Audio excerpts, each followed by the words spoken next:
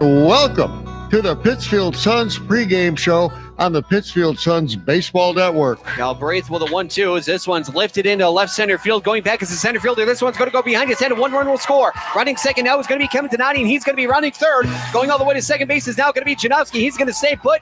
No throw. And that is a 2 RBI 2-bagger by the second baseman, Brandon Janowski. And the Suns now lead it by a score 6-2. Now we're going to take you to the birthplace of baseball, Pittsfield, Massachusetts, and Paul Dowd Field at historic Wacona Park. Here again, the payoff. High fly ball down the left field line. Going back here is Maduri towards the warning track. Gone! Pittsfield Suns tie up the ball game with a clutch 2-run homer by Connor Moriarty. Now here's your host for Pittsfield Suns baseball, Billy Madewell and Andrew Bullard.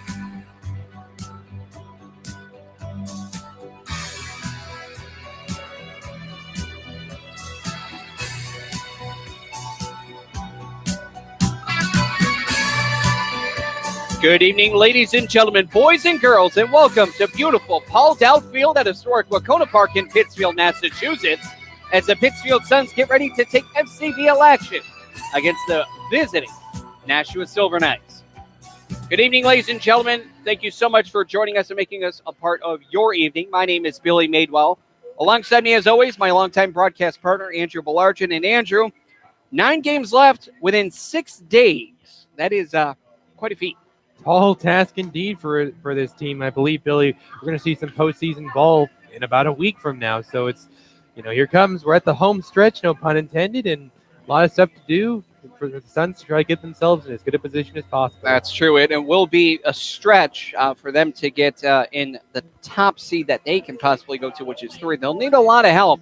But what we're going to do is we're going to take a quick break, and when we come back, Andrew Belargin is going to have your pregame report here on the Pittsfield Suns pregame show on the Pittsfield Suns Baseball Network. So here's my cell phone number, my husband's cell phone number, and here's the number to the grandparents. The number of the restaurant we'll be at, it's just down the block. And I told the neighbors you were here, so if anything happens, anything at all, don't hesitate to call. And what's your cell phone number again? I don't think I put that in. Honey, What? Honey, he'll be fine. Okay, let's go. I know you're right. The odds of a babysitter calling 911, 1 in 1,400. The odds of a child being diagnosed with autism, 1 in 150. You know the odds of autism. Now learn some of the signs. No big smiles or other joyful expressions by 6 months. No back and forth sharing of sounds or facial expressions by 9 months. And no babbling by 12 months. To learn more of the signs and more about autism, visit autismspeaks.org. Brought to you by Autism Speaks and the Ad Council. Did you know that every 2 seconds someone in America needs blood? Dr. Phil here, and I'd like to encourage you to donate blood through the American Red Cross. If you've never given before, now's a great time to start. If you've given before, do it again. It only takes about an hour, and your donation could make a life-saving difference. So contact the American Red Cross today. To make an appointment, call 1-800-GIVE-LIFE or visit givelife.org today. Thank you.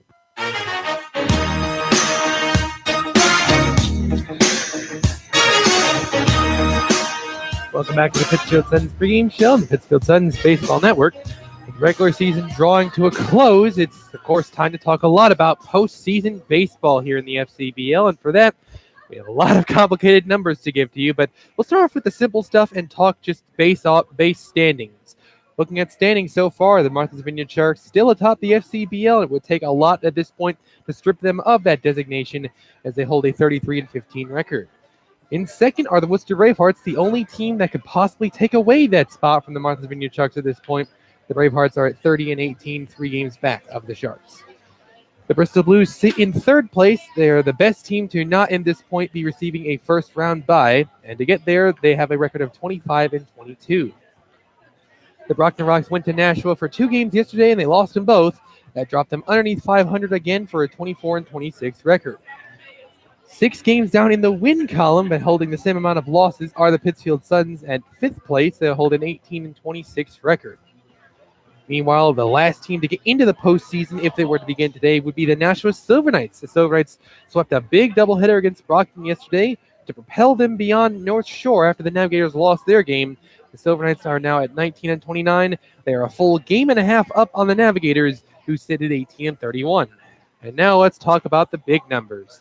Looking at postseason statistics and what have you, we'll talk about the easier stuff first before we get into the slightly more complex stuff. Looking at the Martha's Vineyard Sharks, they have 6 games left to play. Their best possible record is 39-15. Their worst is 33-21. They have officially at this point, they have clinched a first-round bye of some sort. And obviously, with that, they've clinched a playoff berth. So the only thing left for them to clinch right now is the 1 seed. And to get there, their magic number to do so will be set at a 4 for the moment being. Right now, the Worcester Bravehearts hold the 2nd seed. Their best possible record is 37-18. Their worst is 30-25. Much like the Sharks, they have clinched a playoff berth, and they have yet to clinch a first-round bye. They need a little bit more work to do before they get there, but the magic number to do so sits at 3 for that. Looking at the Bristol Blues, they have also clinched a playoff berth, ever so barely at the moment.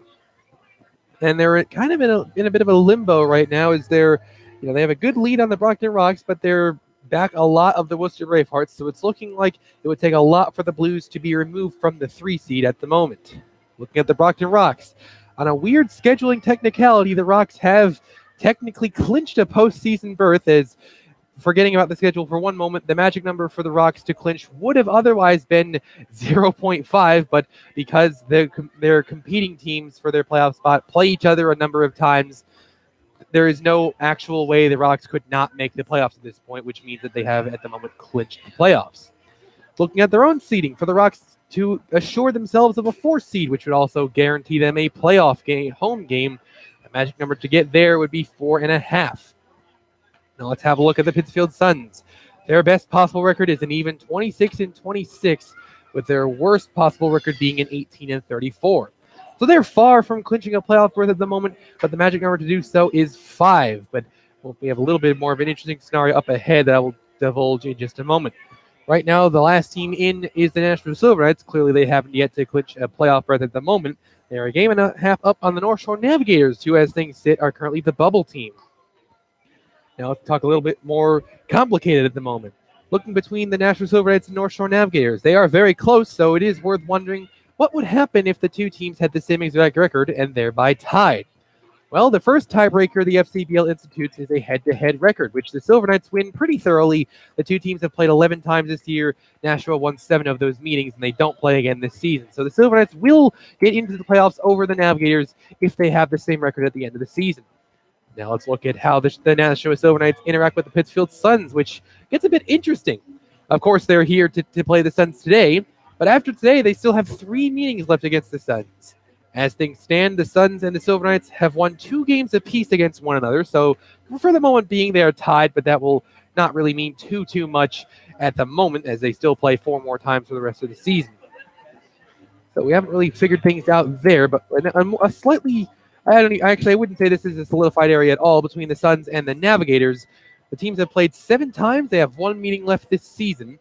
North Shore holds the series lead 4-3, but, well, Billy and I had an interesting discussion about how things could go if the Suns and Navigators tied at the end of the season. Well, that, of course, assumes that if the Suns win their remaining meeting against the Navigators, they would tie the season series, so that would also be tied. If they had the same exact record, the next step up, well, literally, flip a coin. Call it. If you win it, you get in, and if you don't, well, see you next season. Or under a less severe circumstance, then one team who wins it would get the higher seed, and the other team would get the lower seed. But that, to me, is personally quite baffling that can happen. But moving on beyond that, looking on between the Suns and the Brockton Rocks, because the Suns mathematically still can take Brockton's playoff positioning. The Suns hold the series advantage 4-3, and they won't be playing it anymore this season, so the Suns will retain that advantage. So that's just worth noting if the Suns and Rocks happen to end the season with the same record, which seems unlikely at the moment, but it's still within the realm of possibility. So there you have it. The Nashua Silver Knights hold the series record against the North Shore Navigators. That will not go away, and at the moment they're tied with the Suns. So with 4 games left to play, those are going to be some 4 humongous games. And when you consider the Suns have 1 game left against the Navigators, the Suns are not out of the woods yet, Billy, at this point. Anyhow, moving forward, we have some big games on tap for today as we get closer to the postseason. Of course, we have today's game between the Silver Knights and the Suns. We've already had 1 game finalized, game 1 of a doubleheader between the North Shore Navigators and Martha's Vineyard Sharks at the Vineyard Baseball Park. The Sharks took game 1 by a score of 8-5. Game 2 will be played in roughly 45 minutes. Finally, the Bristol Blues will take on the Brockton Rocks at Campanelli Stadium in about 15 minutes. Now, looking at action we had yesterday, the Bristol Blues went to Worcester yesterday and pulled out a 7-5 victory over the Bravehearts. And there was a doubleheader, as was previously mentioned, between the Silver Knights and the Brockton Rocks. The Silver Knights claimed both games by scores of 4-1 and 9-4, respectively. So on that note, we'll take a small break. Billy did have the chance to have a talk with Suns outfielder Kyle Crunk. Before we get to that, we have a few PSAs here to be played on the Pittsfield Suns pregame show on the Pittsfield Suns Baseball Network. I have a passion for the environment. That's why I serve in the United States Coast Guard. We monitor commercial vessels, making sure our ports and waterways are safe and clean from oil or other hazardous material. We patrol our fisheries, protect marine wildlife and their habitats. With all we do, it's about protecting America. Were you born ready to protect America? Learn more at GoCoastGuard.com. Sponsored by the United States Coast Guard in cooperation with the Massachusetts Broadcasters Association and this station. Home safety is a family effort. Being safe and sound should be everyone's priority. In times like these, theft and violence can strike anywhere. Protect your family. Keep your home well lighted and always lock doors and windows. Installing alarms adds an extra level of protection. Never leave valuables in plain sight. To learn more about protecting your home and family, visit ncpc.org or contact your local law enforcement agency. A message from the U.S. Department of Justice, National Crime Prevention Council, and the Ad Council. Did you know that every 2 seconds someone in America needs blood? Dr. Phil here, and I'd like to encourage you to donate blood through the American Red Cross. If you've never given before, now's a great time to start. If you've given before, do it again. It only takes about an hour, and your donation could make a life-saving difference. So contact the American Red Cross today. To make an appointment, call 1-800-GIVE-LIFE or visit givelife.org today. Thank you. In times like these, violence in our schools is a reality. So it's important to know what to do if a dangerous situation arises and also how to prevent it. Kids, never bring a weapon to school. And if you see a student with one or even hear someone talking about having a weapon, report it immediately. If something doesn't seem right or look right to you, speak up. If someone you know is showing signs of anger, or if you are feeling out of control, tell someone. If you feel threatened or bullied, tell someone. Violent acts often start out as small disagreements. Tell a parent or teacher if you see an argument taking place. It's better to let someone know about a disagreement before it gets out of hand. Let's put an end to these tragedies. Ask your school to adopt an anti-violence program. Visit ncpc.org to learn more about how to keep your school safe. That's ncpc.org. A message from the U.S. Department of Justice, National Crime Prevention Council, and the Ad Council. Welcome back to the Pittsfield Suns pregame show on the Pittsfield Suns Baseball Network. Now standing here with outfielder for the Pittsfield Suns, Kyle Cronk. Cronk, how's it going today? Going good, thank you. I know here in New England, a lot of people like in Gronkowski, so I'm sure you've gotten to the moniker of the nickname of using your last name. But right now, as we get into the nitty-gritty, 9 games left roughly for the Suns in less than a week because you have a doubleheader Thursday and Saturday. With that being said, a lot of games left to be played, plus the playoffs. How are you going to weather the storm? You know, I think for us, it's going to be about having fun and doing the thing that we've been doing. You know, keep putting the pedal to the metal because we go out there every time. We're giving it our best. And you know, obviously, there's some crucial games to win against North Shore and Nashua. So we just got to do our thing, trust our pitchers, trust our defense, trust our hitters. I mean, we got great players. We have all the tools to do it. So as long as we continue to play like we know we can go out there and get some big wins. As you mentioned, North Shore and Nashua, as well as Pittsfield, the only 3 teams not to clinch at least a playoff spot, with right now Martha's Vineyard at least clinching a first-round bye. Now, with that being said, there is 9 games left within less than a week. So that is going to be a struggle, especially because for the Suns right now, they're right now in a dead-even tiebreaker against the Nashua Silver Knights because right now that's head-to-head 2-2, and there's 4 games left. So there's a lot of tiebreakers against Nashua, which makes each and every game of the last 4 games against Nashua that much more interesting. What do the Suns, at least for tonight, need to focus on against this Silver Knight lineup? Man, tonight, we just got to trust our coaches. They've done a lot of good scouting on the hitters and pitchers that we're going to face. So, we got to get up to the plate with the approach that they give us and go try to hit the ball in the gaps. And then on defense, we just got to trust their positioning and hope they hit the ball to us and not in the gaps. Now, there is 3 very unique things here at Wahconah Park. Of course, we do have the sun delay, hence the name Pittsfield Suns. You do have the high grass, which cuts down the ball, especially if it goes in the outfield. It'll cut it down low, much the way that a slow green on any golf course would do it. On top of that, with the trees overlying the outfield, the way that the wind works here is it goes over the trees and knocks the ball in, so it's very hard to hit a homer here. Out of those 3, which is the most difficult to deal with? I'd say the gaps work to our advantage as hitters. So even though sometimes when you don't get the ball carrying out of the ballpark, you can hit it and take advantage of our deep gaps, get doubles, triples. I think definitely playing as an outfielder, the thick grass sometimes is difficult to deal with. As hitters, it works to our advantage. Like I said, the ball will hang up. But as outfielders, sometimes it can take too long to get there, and their team can get extra bases. So, it's all about hustling here as an outfielder, coming to getting the ball as quick as we can and getting it in quick. Well, that being said, we've had you in 22 games under the Suns uniform. With that being said, you're batting .237, got a homer, 10 RBI, 11 walks, 20 strikeouts, and 4 stolen bases. What do you think, if you could critique yourself looking back unbiasedly, what has been the most thing that you have improved upon and one thing that you think you really need to work on top of it?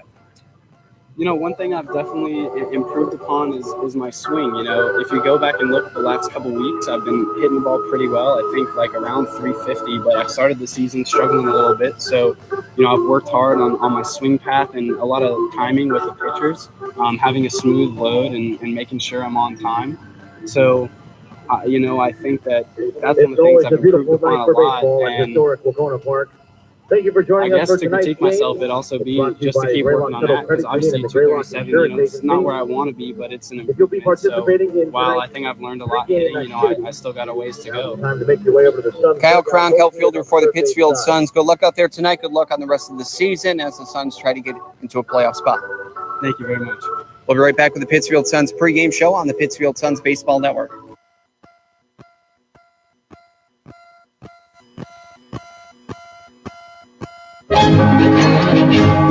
Salagadoola, metricaboola, bibbidi-bop. You must be your fairy godmother. Yes. It doesn't take a fairy godmother to tell you that the right fit means everything. Good heavens, child. You can't go in that. Children under 4'9" need to be in a booster seat because they aren't ready for adult safety belts alone. Many parents miss the important step of booster seats. Maybe you better explain things to him. Booster seats raise your child up so that a safety belt designed for adults will fit and protect them properly. Oh, that does make a difference. Remember that 4'9" is the magic number, and get your little pumpkin there safely in a booster seat. Hop in, my dear. Oh, thank you.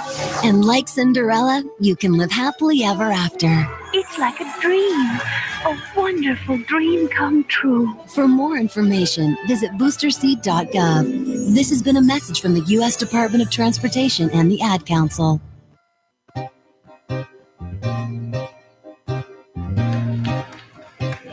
Back to the Pittsfield Suns pregame show on the Pittsfield Suns Baseball Network. Everything having been said and done and interviews having been conducted, time to have a look at the starting lineup for the Nashua Silver Knights. Leading off, number 2, left fielder Nick Biddison. Batting second will be Nate Cormier, the second baseman. Third will be number 8, shortstop Cody Morissette, with the cleanup man being the first baseman Joe Ramonti. Batting fifth, the All-Star Home Run Derby winner, DH number 21, Jake LaBelle. Sixth will be patrolling center, number 1, Luke Tyree, with batting seventh being Andrew Gorham, the right fielder. Today, donning at number 44 will be Max Goyan, will also bat 8th and man third base. And finishing the order will be Teddy Baudet, the catcher. And looking at who they will go to bat against, that will be for the Suns, hometown Isaiah Mestre. Mestre primarily used out of the pen this year for the Suns, but has started a couple of games in 10 overall appearances. 23 innings hurled, 17 hits given up, 8 runs, 7 earned. He's walked 13 with 30 strikeouts. A winning decision on the year with a pretty sharp 2.73 ERA. And looking at the bats, who will back him up. We lead off with number 30 shortstop Thomas Hughes. Batting second is the first Patrick Sullivan with Drew DiMartino hitting third. The cleanup man will go to Dave Matthews with Ivan Nunez hitting fifth. Dylan Faircloth bats sixth with the left fielder number 6 Alexander White batting seventh. Hitting eighth and patrolling center will be Chad Shade, and Hunter Hudson, the catcher, gets the nod batting ninth. And looking at who they will go to bat against on Nashua. Well, that would be Brandon Dufault. No doubt the team's ace on the year. He started 7 games, and boy, has he been on point. 35 in the third hurled. He's given up 30 hits, 6 earned runs with 9 walks to 39 strikeouts. What a ratio. 3 wins to 1 loss. And he has an amazing 1.52 ERA. And on that note, we are getting just set to stand here for tonight's baseball game. We only need one more thing, and that's our play-by-play broadcaster. And for that, I introduce Billy Madewell. Thank you, Andrew, for really working on that insight of what's happening around the league, playoff implications, and just everything in general for the playoffs. Now, with that being said, for the Pittsfield Suns, to correct myself, there's 7 games left, or 7 days left to be played. We have Monday today all the way to Sunday, and 9 games, including this, to be played. Now, with that being said, again, there's 2 doubleheaders within 3 days of each other, so there's going to be 5 games within 3 days. That's going to be taxing. It sure is, and it's going to be interesting to see how Matt Gedman does things like manage the bullpen up until that day. That also, coincidentally, may be why Isaiah Mestre is receiving the start today. Yes, Andrew, I really think that has something to do with it. Mestre only has 2 starts, opening day and 4th of July, and now here today, where there is no holiday or opening day, anything like that. He is getting the start, and for what I believe, he has been quite effective. Quite well, so quite effective on the mound this season for the Suns. You haven't seen too much of it right now for the Suns. Their best pitcher right now, if you look just by ERA, just Thomas in general Hughes. There, is Thomas Hughes, yes. But if you look down the line,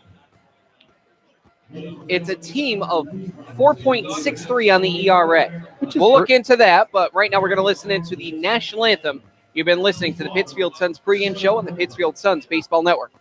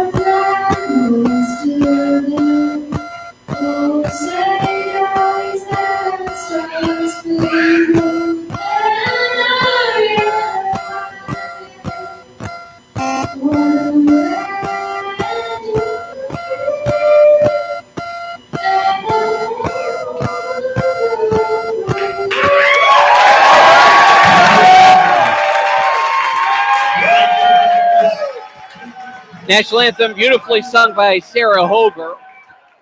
Family friends with the White family. But ladies and gentlemen, with the national anthem being said, now there's only one thing to do, and that's play some baseball. For the starting lineup of the visiting Nashua Silver Knights, Andrew has it. Nick Biddison followed up by Nate Cormier. Cody Morissette hacks third with Joe Bramante being cleanup.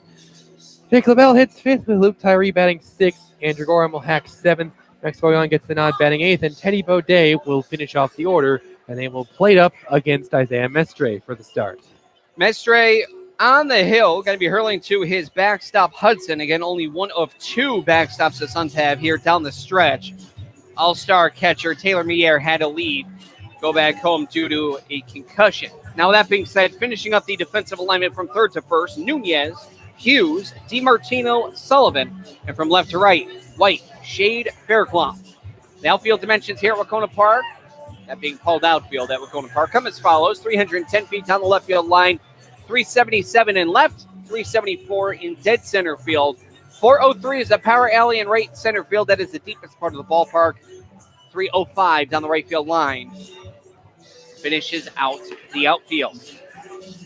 Now for the Suns, they are going to be going against the Nashua Silver Knights, who right now, unfortunately, I do have the unfortunate responsibility of re-announcing that B.J. Neverett is not here today, mourning the loss of his father, Bill Neverett, who is a staple, an absolute staple at Holman Stadium with the Nashua Silver Knights. So B.J., as well as his brother Tim, who's the radio voice of the Boston Red Sox, and of course his two daughters, Kathy and Nancy, are mourning the loss of Bill Neverett, unfortunately passing away on Friday morning, and he was 81 years old. He was a staple since the creation of the Silver Knights in 2011. He was Nashua's #1 fan, sitting in seat 103N18. Of course, one of the biggest thrills had to have been watching his son win an FCBL championship last year as he was sitting next to his wife. Bill Neverett, a staple at Holman Stadium in Nashua, New Hampshire, passing away at the age of 81. Our thoughts and prayers go to BJ as well as Bill and the whole Neverett family. But as they say, the show must go on. And of course, I'm sure Bill Neverett would have not had it any other way. So we're going to kick off this ball game with the left fielder #2, Nick Biddison. Looking at Biddison, a .254 hitter, deposited 1 beyond the wall with 12 RBI, walking 25 times to 17 strikeouts. A pretty impressive ratio. First pitch hits the outside corner and paint the black there for Mestre. It's 0-1 as the ball game starts at 6:32 p.m. Next one's a line shot going to center. Misjudging it initially with Shade, but it's right to him for a line out to center, and there's one gone. That was a really hard hit ball. So hard that, as he said, Billy, Shade pretty much misjudged that thing, but it was hit pretty much pretty close to his vicinity, and he's able to make the grab out in center. Second baseman #10, Nate Cormier. Mestre has the sign. Here's the windup, and Mestre will deliver the first pitch. Beautiful curve as it clips the lower outside corner, 0-1. Cormier has only played in 3 games in a Silver Knights uniform, and over that time, he's gone 2 for 10 for a .200 average. He's now in a hot shot to second, just over the glove of DiMartino, goes into right field for a base hit. Well, with that, he'll now be 3 for 11 on the season. So that being said, the shortstop #8 All-Star, Cody Morissette, will now dig in with a runner on first and 1 man gone. Morissette, a hot hitter on this Nashua order, a .323 hitter at that, with a homer, 16 RBI with 16 walks to 22 strikeouts on the year. Even though he has grounded into 4 double plays this season, Mestre would love to make that 5. From the stretch is Mestre for the first time tonight. He'll deliver the first pitch against the lefty, but it's a bit too high. The count here is 1-0. Suns coming out in the road black uniforms. White Pittsfield, embroidered with yellow on the front. Red numbers on the left abdomen. White numbers on the back, embroidered with yellow as well. Pickoff throw over to first, back in safely. White pants with a red trim down the side. Black cap, black brim with the Suns P logo as the cap insignia. So following the pickoff throw, it is... Again, it's 1-0 with 1 man gone and a runner on first. The shortstop, as this one's dribbled over to third. This could be 2. A flip over to Demo at second for 1. Over to first for a double play. Make that #5 on the year. So the 5-4-3 double play, that ends the inning. No runs, 1 hit, no errors, and nobody left. We now head to the bottom frame. No score between the Silver Knights and the Pittsfield Suns. And right now we're going to give you the starting lineup for said hometown Pittsfield Suns. Leading off will be Thomas Hughes. Batting second is Patrick Sullivan. Drew DiMartino will hit third, with Dave Matthews, the DH, hitting cleanup. Ivan Nunez hits fifth and will return to being a third baseman tonight, with Dylan Fairclough back in the lineup out in right. Alexander Roy will be in left, and Chad Shade finishes the puzzle of the outfield by taking his hacks as a center fielder tonight. Finally, Hunter Hudson, the backstop, will bat ninth. And then we'll go to work against Brandon Dufault of the Silver Knights, who Billy has been virtually untouchable for him this year. In 35 innings pitched, again, he's only given up 6 earned runs. Dufault, the all-star, going to be hurling to Baudet, the catcher. From third to first, you have Goyon, Morissette, Cormier, Ramonti, and from left to right, Biddison, Tyree, Gorham. Also, with the absence of B.J. Neverett, the acting manager for the visiting Nashua Silver Knights will be Mr. He is a Nashua native player, and he played for, as well as was coached by B.J. Neverett at Nashua High School. He served as the Silver Knights' first base coach for the past 2 seasons. So if anyone knows the way that the skipper Neverett knows how to coach, it is Jeff Dupont, who's been around him for quite some time, as this is his 5th year as an assistant coach with the Silver Knights. So again, if anyone knows the coaching style of B.J. Neverett, it has to be Jeff Dupont. Well, with the Silver Knights having won 5 straight games, for his sake, you think that he would definitely hope to continue that hot streak going. So Thomas Hughes, the shortstop, number 30, will get the start here for the offense getting charged. He will come up as the leadoff hitter. It's fantastic pitching, but batting yet to improve. But he has improved in the second half of the season, as Dufault has a sign, and the first pitch of his outing is low and away for a ball 1-0. Not by a whole ton, as Hughes is still batting a fairly low 171 on the year with a homer. They go with 9 RBIs, walked 10 times to 11 strikeouts.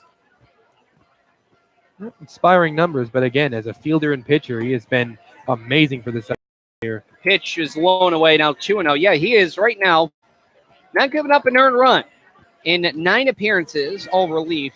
He's 2-0. Nope. He's way beyond that novelty and truly earned a great spot in that bullpen.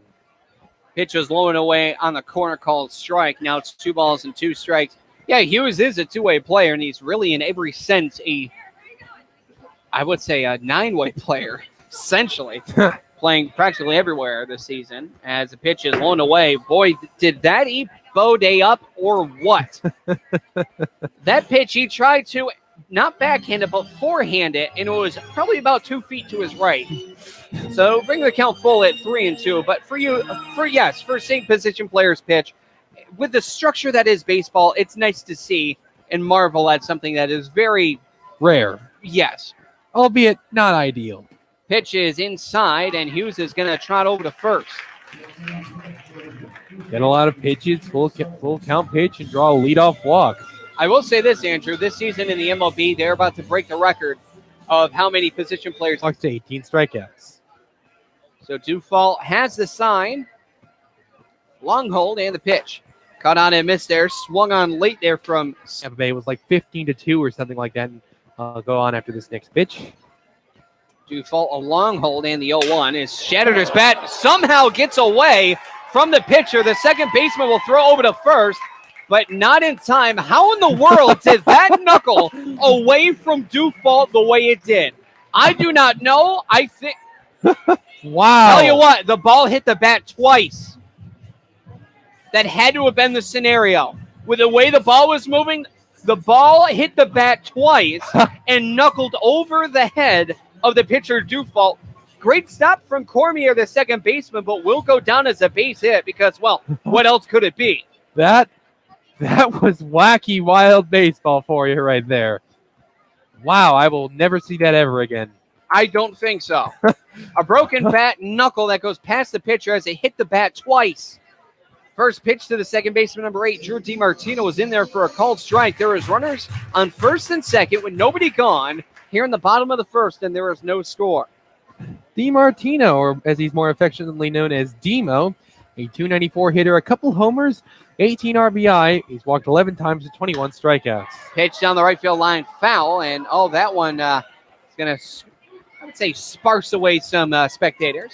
But go ahead and finish that up, that story there. So the Rays were totally out of arms, okay? Like their pitching staff had given up 15 runs to the Baltimore team. They was top of the ninth. Obviously, they were losing the game. at that point. So they put out their catcher, a guy by the name of Jesus Sucre or something like that. I might be butchering that last name. And he had an ERA of over 350 on the season. And I'm not kidding. I'm absolutely not kidding. The 0-2 is low and away for a ball, 1-2. He had appeared in 2 games. He recorded 1 out and gave up 11 earned runs between those 2 games. And he had an ERA of something like 300 and something. Better than infinity.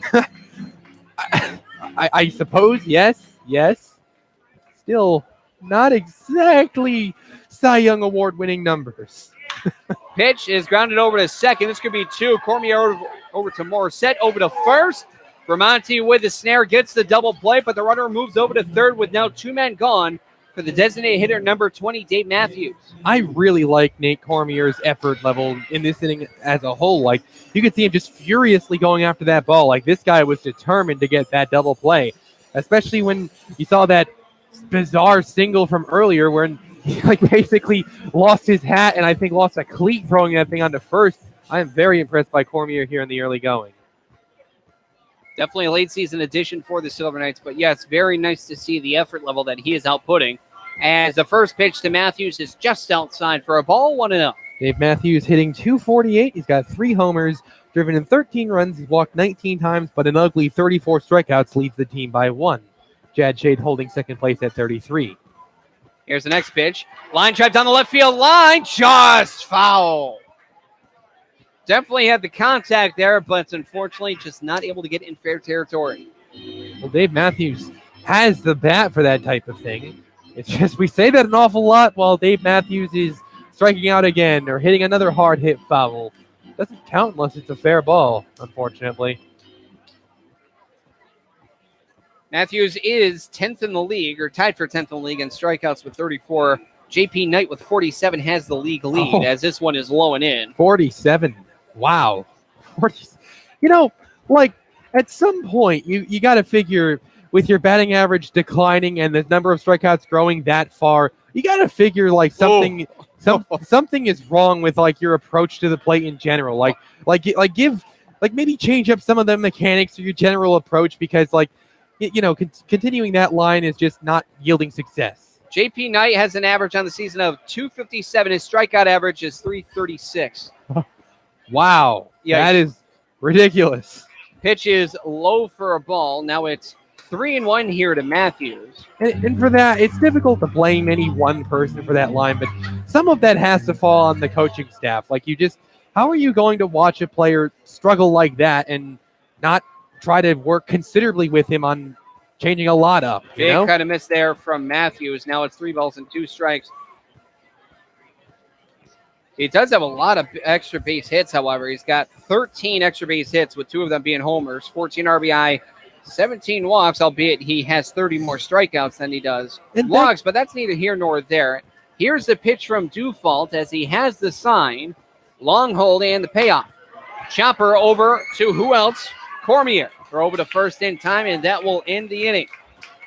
So with that being said, Cormier has himself an inning full of a lot of things as every ball that was hit in play went over towards him. No rounds off, 1 hit, no errors, and 1 man left. We head through 1 full inning of play now to the top of the second. No score between the Silver Knights and the Suns. You're listening to Pittsfield Suns Baseball on the Pittsfield Suns Baseball Network.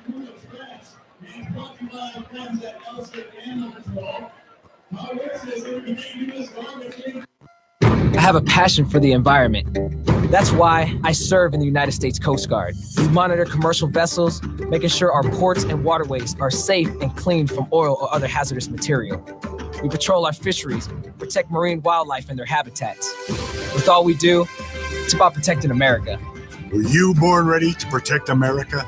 Learn more at gocoastguard.com. Sponsored by the United States Coast Guard in cooperation with the Massachusetts Broadcasters Association and this station. The following commercial is sponsored by feedthepig.org, an organization devoted to helping you save money. We will not entice you with messages like lowest prices in town, dealer approved, certified pre-owned. Nor will we brag about our huge selection, enormous variety. We will offer no contingencies like see store for details. Legal exclusions apply. Because we simply want to help you spend smarter and save better. Log on to feedthepig.org. Find the benefits of saving for every stage of life. Brought to you by the American Institute of Certified Public Accountants and the Ad Council.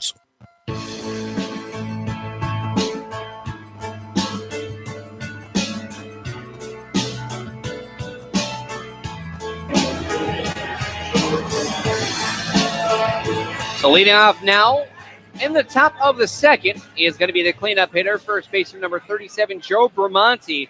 He's going to dig in here from the right-handed batter's box. Looking at Bramante, a .250 hitter, driven in 2 runs on the season with 7 strikeouts.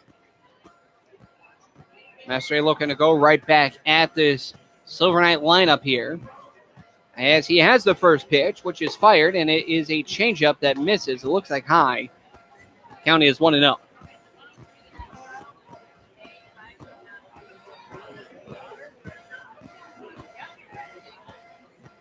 Here's the 1-0, cut on and miss as he chases the high pitch there.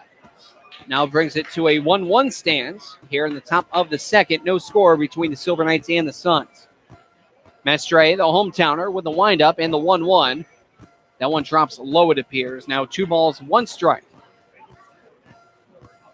Mestre in his third start here for the Suns. Fast pace.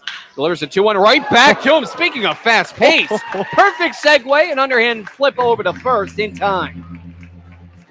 Yes, I imagine another thing that's going at a fast pace is Mestre's heart rate after taking one like that. Yeah, as the blood pressure is registered, we now head to the DH number 21, Jake LaBelle, who was the 2018 FCBL Home Run Derby champion. And at that note, LaBelle, a .330 hitter, 4 homers on the year with 22 RBI, 9 walks to 24 strikeouts.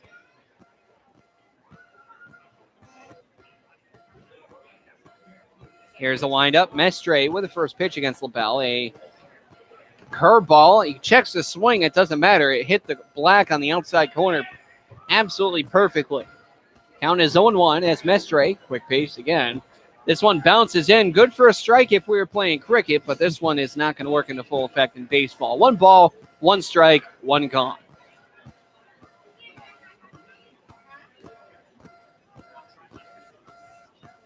Here's the pitch. High fly ball, which will be a can of corn there for Faircloth and right. He's underneath it, makes the catch, and now there's 2 men gone. I think that one might have broken his bat as well, because you could kind of hear like that light pitch contact off the bat when he swung at it. That might have broken his bat. It's hard to tell. Tyree and Gorham, man at the plate and on deck right now, they're registering that and trying to see. Now it doesn't appear so. They tested it, did not break, just hit the handle in an awkward fashion. Must have. Center fielder number 1, Luke Tyree in the 6th spot, as the lefty sees the first pitch and grounds it over to DiMartino at second, throws over to first, and in time for a 1-2-3 inning. No runs, no hits, no errors, nobody left. We head through 1.5 to the bottom of the second. No score between Nashua and Pittsfield. You're listening to Pittsfield Suns Baseball on the Pittsfield Suns Baseball Network. Type 2 diabetes is a serious chronic health threat in America. It affects tens of millions of people. Many people who have the disease don't know it. Diabetes can cause health problems such as heart disease, strokes, amputations, and blindness. Talk to your doctor, get screened if you're at risk, and learn how to avoid becoming one of the millions of new cases of diabetes each year. You can help prevent type 2 diabetes. A message from CDC and HHS. At the American Lung Association, we're fighting for a day when we can all breathe easier. We're fighting for clear skies over every city and healthy lungs throughout the country. We're fighting to free millions of Americans from the addictive grip of tobacco and the devastating effects of lung disease. The American Lung Association isn't just fighting for air, we're fighting for all the things that make it worth breathing, and we can use your help. See what you can do at fightingforair.org. Getting your child home safely. Tap your views together 3 times. Is just a click away. There's no place like home. But making sure your child is in the right seat is just one of the steps down the road to safer travels. I don't know how it works. Find the right seat for your little one's age and size. There's no better way to get home safely. Know for sure that your child is in the right seat. How can I ever thank you enough? Get all the facts at safercar.gov/the right seat. Brought to you by the National Highway Traffic Safety Administration and the Ad Council.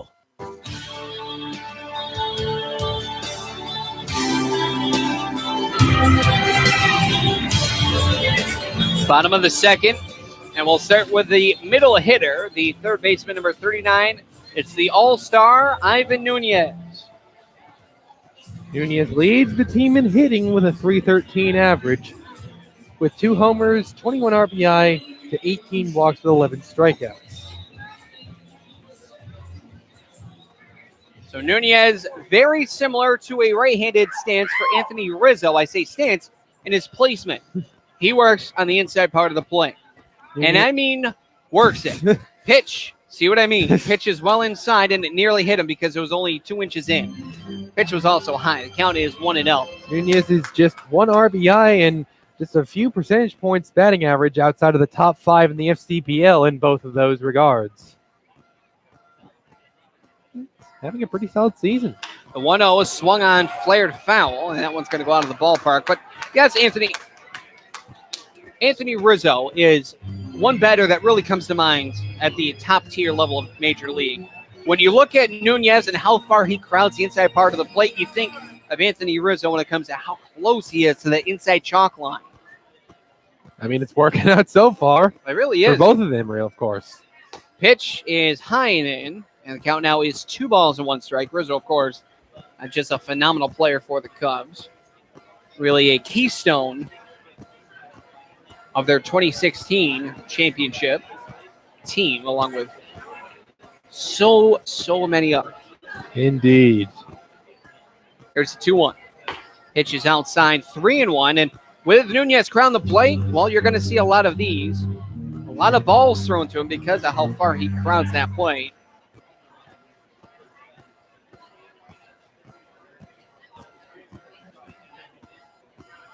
Nunez 18 walks this season.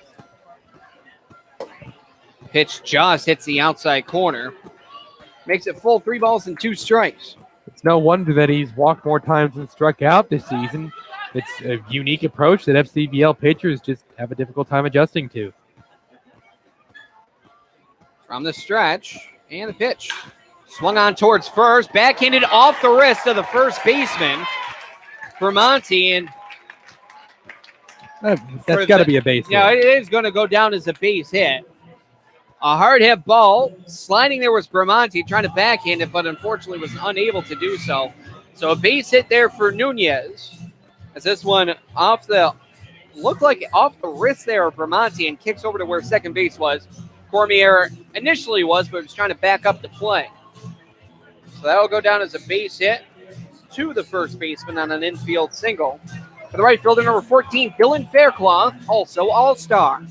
Faircloth, a .279 hitter, has got a couple homers, driven in 18 runs, with 11 walks to 18 strikeouts on the season. And one more interesting stat at that. We talk about how Nunez crowds the plate a whole lot, but it's not Nunez, it's Faircloth who leads the team in getting plunked this season.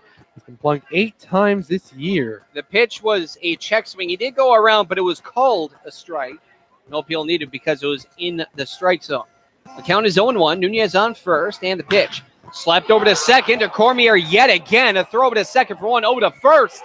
In time, Cormier early on here is having a lot of hard hit balls over to him, and he's been doing tremendously thus far defensively. That is a second double play of the same fashion, 4-6-3. In fact, going back to that stat about Faircloth getting plunked, tied with 5 total batters in the FCBL for 4th place. He's also behind Mac Chelly, Wynn, and Hathaway, with Mac Chelly leading the league at 12. Pitch just misses the outside corner to the left fielder, number 6, Alexander White. White hitting .252 on the year. 2 homers, only 7 RBI, but 19 walks to 25 strikeouts on the year. Dufault with a 1-0. Big kind of miss as he pulls his string on the changeup. And the count is 1 ball, 1 strike.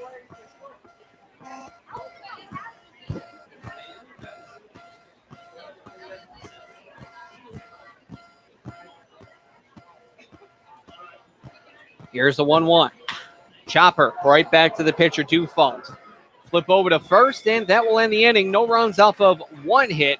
No errors and nobody left. We hit through 2 full, and there's still no score between the Silver Knights and the Suns. You're listening to Pittsfield Suns Baseball on the Pittsfield Suns Baseball Network. Give yourself the gift of a comfortable retirement by setting some cash aside for yourself. Saving a little of your monthly income can be as affordable as the average holiday gift. If retirement is near, you'll want to start saving right away. If you're younger, begin saving now, and compound interest will help your retirement funds snowball. A great way to figure out how much you'll need to save for retirement is to learn how much you'll get from Social Security. Do that in minutes at www.socialsecurity.gov/estimator. At the American Lung Association, we're fighting for a day when we can all breathe easier. We're fighting for clear skies over every city and healthy lungs throughout the country.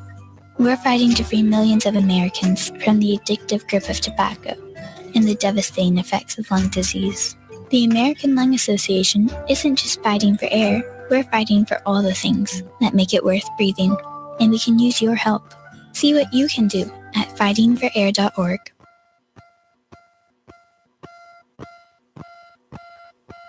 Check it out, it's the Terminator. Hey, when'd you get back, huh? Did you have to shoot anyone? Why are you so distant? Are you not happy to see me? So what's the deal?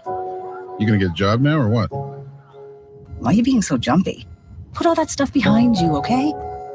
No one knows what it's like to come back from Iraq or Afghanistan unless they were there. Join other veterans at communityofveterans.org because we know where you're coming from. Brought to you by Iraq and Afghanistan Veterans of America and the Ad Council.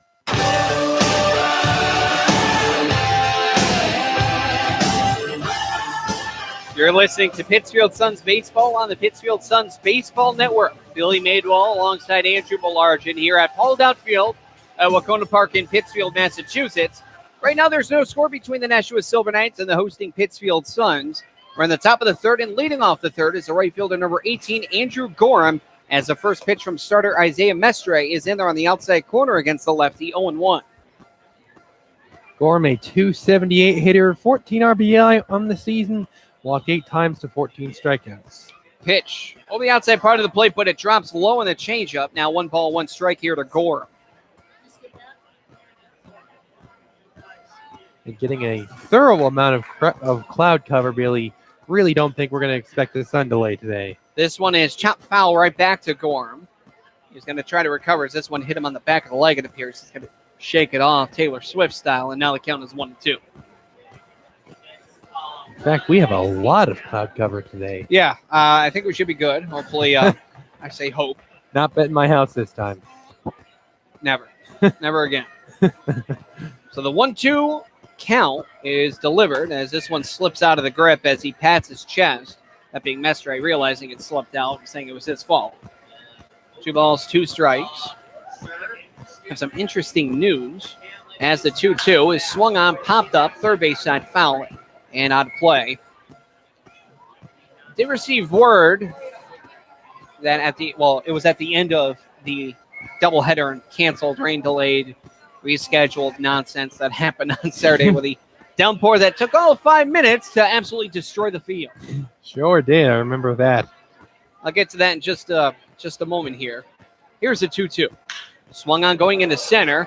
Going to the center fielder, Chad Shade, who misjudges it, but again is able to recover and makes a fantastic play out in center.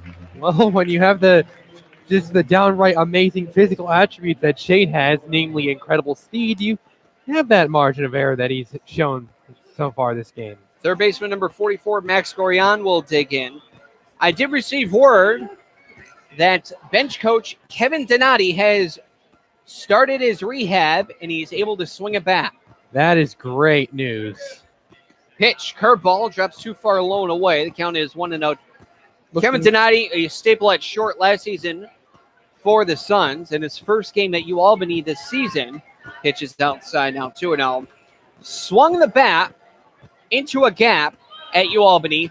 Torres Labra on his left hand because the right-handed batter. Pitches in there, called strike. He legged it out for a double, but he had to be removed from the ballgame because, well, a torn labrum is really nothing to shake his stick at. 2-1. Too far of a curve there. Now 3-1. Looking at Max Goyon, a 184 hitter, 6 RBI with 9 walks to 13 strikeouts in 18 total games. Mestre with the 3-1. Well outside, that one's going to be a walk and the first of its kind here against the Suns. It'll be the catcher number 33, Teddy Baudet. But yeah, for the Suns, right now they have Chad Shade out in center. You have Drew DiMartino at second, and you have Isaiah Mestre pitching. Not only are they all starting, but imagine what it would be like next year if Donati does come back and play short, where you have Demo as well as a fantastic all-star caliber player that is Kevin Donati at short. That is a deadly middle infield. Pitch is cut on and missed, and the count is 0-1. Looking at Teddy Bodea, a down year for Bodea for sure. It's in 31 games. He's mustered up 9 RBI with 6 walks and 19 strikeouts on just a 176 batting average. The 0-1 is dropped low on a curveball. The count here is 1 ball, 1 strike. But Andrew, imagine if all 4 of them, hometowners that is, complete the diamond from center to short to pitch to second. Now that would be something. Pickoff throw over to first, keeping Goyan honest because, well, he did have quite a bit of a lead from the past couple of pitches. And that one, of course, Goyan was kind of just meandering away from the plate and then, rather the base, and just sort of realized the throw was coming. A 1-1, swung on down the left field line, just foul. Hard hit. But he's got to put it in play. That's the only thing. Now, there is a couple of rumors going around. Of course, we can't confirm or I can't really necessarily deny it because I'm not too familiar with it, but there was inklings of Cape Cod League, of course, coming back here, trying to get his jersey retired, anything of the sort such as that. But to see 4 Pittsfield hometowners plus, because, well, we don't know the roster for next year. Oh, beautiful pitch there from Mestre as he absolutely freezes up Bodea as that one is called strike 3. You can see Bodea was frustrated with that one. He was not going to touch that one, and walking back to the dugout, his body language portrays a lot of frustration. And I don't blame him. That was a really good pitch. Now, once through the lineup, now headed to the top of the order. Here's the left fielder number 2, Nick Biddison. He lined out to center his last time up. Pickoff throw back over to first.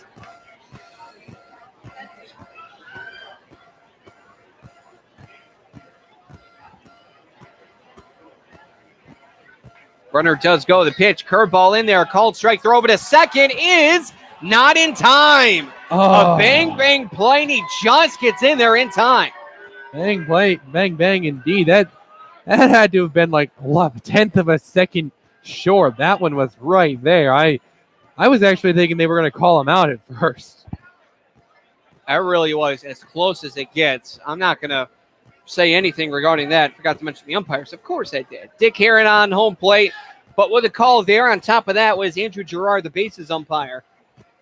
But really no slack or no extra flack given, I should say, there to Gerard because that one was as close as it gets. You probably need instant replay if you want to go into the nitty-gritty. A check swing. Pitch is low and away. He did not go. I don't believe they will appeal. No, they will appeal, and it will still be a ball. Wasn't particularly close to going around anyhow, it didn't look like. So for Gorillon, who stands over on second now. Gorillon, that is actually his first stolen base all season. And his first attempt. The 1-1. A pitch that drops low. I thought it hit the bat there. Apparently does not. Might have hit the plate. Maybe that's the noise I heard, but the check swing was very close. But nonetheless, 2-1 count here for Mestre with a runner on second, first runner in scoring position for the Silver Knights today. 2-1. Caught on and missed. Boy, did he swing at that one or what? This one, he really swung so hard that he had to, rebalance himself. And it'll be a 2-ball, 2-strike count with 2 men gone to number 2, Nick Biddison, with a runner on second. Deuces are truly wild here. Surprised he didn't just fall flat down on his back on that swing. He thought he had Mystery figured out on that one, but clearly not. Well, this one, he thought had him there. Swings and misses. A throw over to first in time for the force. And that will end the inning. No runs, no hits, no errors. 1 man left. To the bottom of the third, we go through 2.5. No score between the Nashua Silver Knights and the Pittsfield Suns. You're listening to Pittsfield Suns Baseball on the Pittsfield Suns Baseball Network. Did you know that every 2 seconds someone in America needs blood? Dr. Phil here, and I'd like to encourage you to donate blood through the American Red Cross. If you've never given before, now's a great time to start. If you've given before, do it again. It only takes about an hour, and your donation could make a life-saving difference. So contact the American Red Cross today. To make an appointment, call 1-800-GIVE-LIFE or visit givelife.org today. Thank you. Home safety is a family effort. Being safe and sound should be everyone's priority. In times like these, theft and violence can strike anywhere. Protect your family. Keep your home well lighted and always lock doors and windows.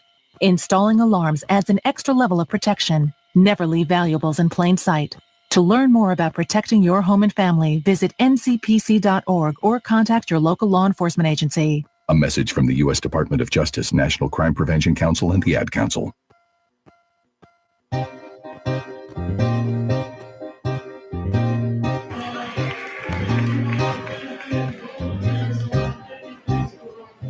So we head now to the bottom of the third, and it'll be the 8-9-1 hitters due up.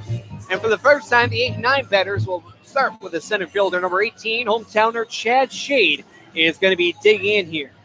Well, we're accustomed to seeing Chad Shade hit leadoff, but it's been on a bit of a slump lately as his batting average is down to just 229.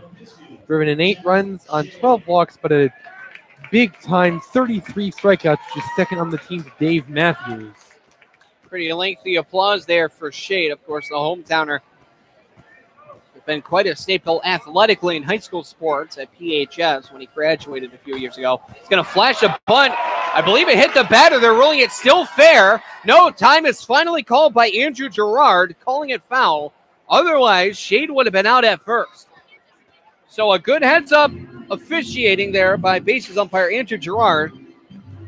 And Dick Hare on the home plate umpire, his vision was blocked, so of course he can't call it because the catcher was in the way as well as Shade was. The ball did hit him, so we'll go down as a foul ball as he was still in the batter's box when it hit him. Shade, going to be a junior at Springfield College, does not just play baseball. I'll get into that in just a second. As the 0-1 is, I will say it. Go ahead, do it. Just a bit outside. Well, with that, of course, it slipped right out. Well, I didn't slip out. It was well overthrown. Pitch is now a 1-1 set as the junior out of Springfield College, Chad Shade, whose teammate is also Brian Johnson, the pitcher for the Suns. This one right back to Dufault. And hey, Dufault, if you have a chance, why don't you try out for the football team? Chad Shade is the going to be the QB. Why not be a wide receiver with a snare like that, right? That's not the first time he's done it. In fact, that's the second time in a row that type of play has come up for him over there at the mound. And again, who says pitchers can't field? Yeah, he definitely has wide receiver reflexes in trying to catch the ball. Well, he does here. I'm sure Shade would love a wide receiver such as Dufault with snares like that. As we'll bring up the catcher, number 7, Hunter Hudson, batting from left-hand side and finishing up the lineup as Dufault has the sign. He works exclusively from the stretch. First pitch is not in there for a called ball. Count is 1-0. Hunter Hudson, 5 games, hitting .250 and a 3 for 12 clip, driven in 1 run with 3 strikeouts. Here is the 1-0. Caught on and missed, and this one now brings it to 1 ball, 1 strike with 1 man gone. Yeah, but we've seen a lot of hard hit balls go right back to the pitcher, and all but one of them was corralled, and that was the knuckleball where the ball hit the bat twice, had an over the head and knuckling over Dufault, who, well, no one in the world could have gotten that ball. Here's a 1-1. Swung on and fouled back, and now the count is 1 ball, 2 strikes. Hunter Hudson, along with Severino Simeone, they're the only catchers on the roster thus far. Of course, we talked about Taylor Mier heading home due to concussion-like symptoms. So with that, again, 9 games left within 7 days, well, this being one of them. 1-2. Pitch misses in as well as low. Now 2 balls and 2 strikes. Andrew, I'll ask you something. I'm not entirely sure if it will happen, but do you foresee an emergency catcher coming up where one of the men on the bench right now would potentially come in to catch at one point or another. Ooh. Just so you have a breather there for the catchers. Well, they play what, 9 games over the next 7 days or something like that? Including this, yes. So, not out of the realm of possibility, Billy, but I guess I would just ask, who's going to do it? 2-2. Swung on right into right field for a seeing eye single there for Hudson. Just a rip shot there. It was perfectly placed over the head of the second baseman, Cormier, who has been an absolute gem defensively today. But I would say this, Andrew, I can't foresee it being anyone else other than, well, played everywhere else, Thomas Hughes. Oh, no. I would be thoroughly amused by that. But hey, why not? There was a player that played for Texas this past season who played every position in one game. We have the name of that gentleman there, but I'll showed up a little bit there to some scouts as this one is chopped foul. The county here is 0-1. I would say this. I would want to break my laptop if I was the official scorer for that game, especially using the scoring system that we use here, Andrew. Can you imagine? There's only 3 slots going down. Oh, sorry, 4. Going all the way down to 9 slots. Are you kidding me? Yikes. Yeah, yikes. I wouldn't think that would be like a pragmatic to really. I wouldn't think that to be something you really worry about, But I mean, hey, I've been wrong before. Pitch was low. 1 ball, 1 strike, 1 man gone. Runner on first. Yeah, but how weird would that be? The runner goes. This one a slow chopper towards the pitcher. Of course, who else? Who fought with 3 straight assists. Wow. For any outs that were recorded, and the runner will advance over to second. Eventually, not as a sacrifice, but will go down as such there for Hughes, pretty much. Well, the outfield and the rest of the infield can really just head to the dugout because it's really just been the Cormier and Dufault show so far. They've been a part of pretty much every single defensive play to this point, with the exception of a 4-6-3 double play. 2 of them at that. Well, second baseman still there. Well, of course, that also incorporates the shortstop and first baseman.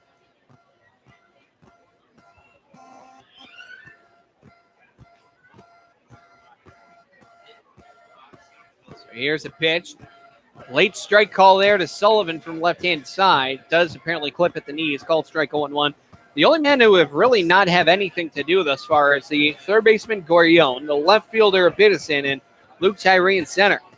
There's a single out to right where Gorham got it, but really that's it. A step off here.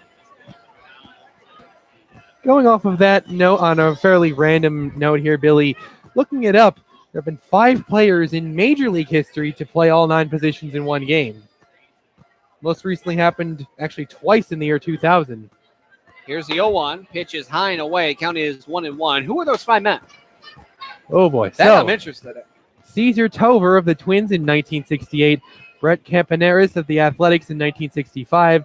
Jose Oquendo of the St. Louis Cardinals, and Scott Sheldon of the Rangers in the year 2000. And actually it happened 3 times because Shane Halter of the Detroit Tigers also did it in 2000 as well. In fact, going off of the Jose Oquendo's part, he did it in his final game as a Major League player. Well, there you go. A nice swan song for you, huh? Yeah, that probably was more or less pre-planned. I would figure if it's like your last game as a player. The 1-1 was fouled back, and now count is 1-2. Fouled back to the catcher, just in and out of the glove. But yeah, that's quite nice for a swan song in your final game. It kind of reminds me of when Mariano Rivera was set to pitch in his last game, and I heard rumblings of like, oh, they're going to give him an inning in the outfield or something like that, which did not actually end up happening. I'll tell you this. Well, after this pitch, I'll tell you something. The 1-2. Swung on foul back. It would have happened. If one thing did not happen, and that is when Mariano Rivera got hurt shagging balls in the outfield. Pre-game. If that did not happen, I guarantee, well, of course, it's easy to guarantee this, but I guarantee he would have saw outfield action. In his final game, definitely would have happened if he did not get hurt previously. Now, that would have been something. I would have liked to have seen that. The 1-2 snared into center field. Going back is Tyree, and it will curve around back to him to end the inning on a fly out to center. So there's No rounds off, 1 hit, no errors, and 1 man left. We head now through 3 full. To the top of the 4th, no score between the Silver Knights and the Suns. You're listening to Pittsfield Suns Baseball on the Pittsfield Suns Baseball Network. Are you prepared in the event of a disaster? I'm Jim Cantori, reminding you that the best way to make your family safer is to be prepared before disaster strikes. First, build a disaster supply kit with enough supplies for each family member for at least 3 days. Next, make a family communication or evacuation plan. Finally, stay informed. Listen to local radio and TV reports when disasters are imminent.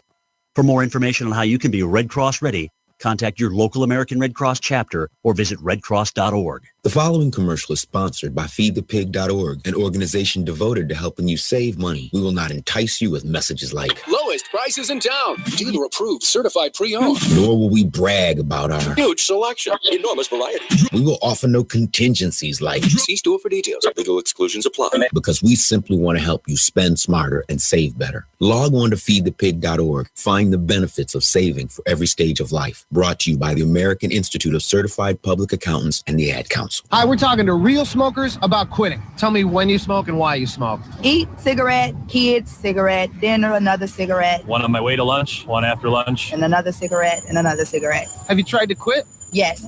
I become angry. It ain't that easy. You can't just quit cold turkey. I tried. What would you do different? Actually having a plan and thinking it through. You have to relearn how to live your life without a cigarette in your hand.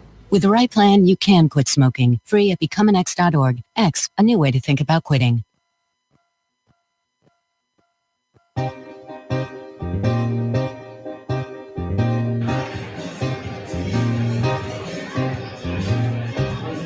Top of the 4th, it'll be the 2-3-4 batters. Cormier, Morissette, Bramante are going to be up to bat, 2 up in it, 2 up on deck and in the hole, rather.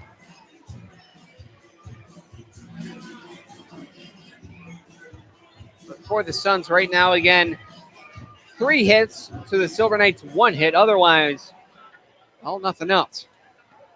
So Once Cormier again, singled into right his last time up in the first. This is Mestre with a flashing of a bunt. Would have been perfect time for it because everyone wasn't ready for it, but it was right down the middle for a called strike. So just a flash trying to get in the head there of Mestre, who, well, gets in the head of Cormier instead.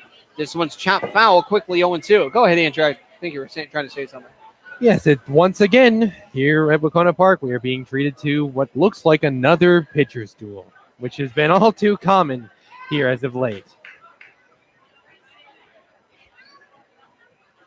Here's the 0-2. As this one checks the swing, it's low and away. So the count is 1-2. And really, at least for Tufal, it's not just been a pitcher's duel, but it's been a fielding duel where he's had to do a lot more fielding than Mestre. As this one's trickled down the third base line, they're going to see if it goes foul, and it does.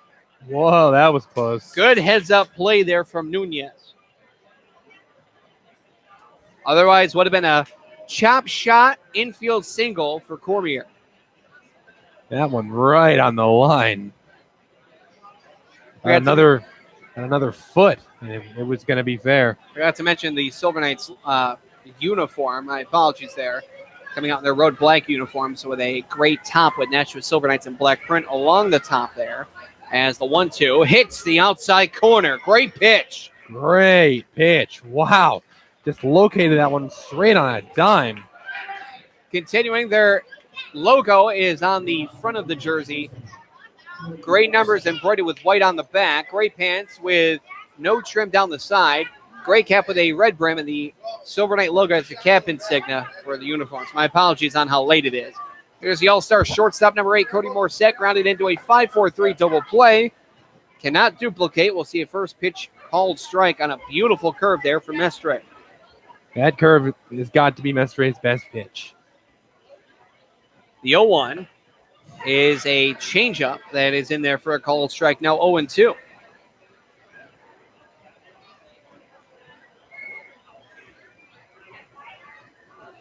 And the pitch. That one's well outside. Count is 1-2. He continues to pat his chest, and I'm not sure if there's more of a serious pitcher on the mound than Mestre. Turning in serious results as well this year. 1-2. A full swing on the check swing that was more of a practice golf shot than anything. That'll be the 4th straight strikeout for Mestre. And he is rolling. Give him that base hit back in the first inning, but ever since then, nothing but straight business from Mestre. So with a tag out by Hudson on the drop third strike, it's the first baseman, number 37, Joe Bramante. Bramante, of course, was outed by the pitcher, not by strikeout, but by ground out. Pitch is outside, 1-0. Mestre and Dufal have had defensively as well as pitching have been busy, as this one's over to third. Well, speaking of that, there's a little bit of change here. Throw over to first is thrown away. It was thrown low there by Nunez, and the runner will advance over to second. A 2-base throwing error by Nunez. Rough throw on that one. That one looked like, I think Nunez may have been a bit surprised by that thing, because that thing was zipped right over to him at third, and may have taken him just a moment too long to gather his bearings, because that throw was never at any point on line. Tough break.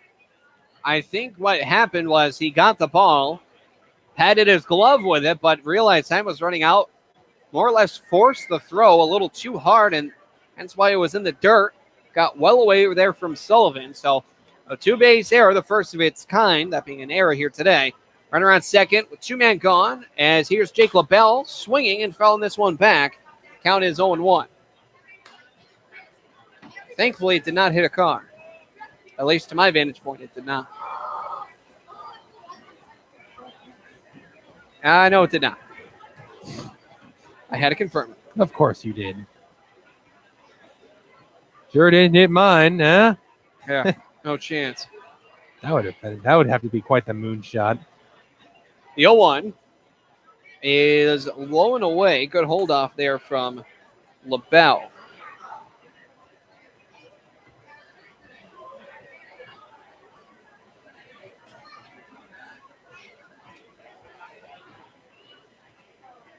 Mestre has a 1-1 count. The runner on second. And the 1-1 is chopped foul. Boy, did that have a lot of pullback.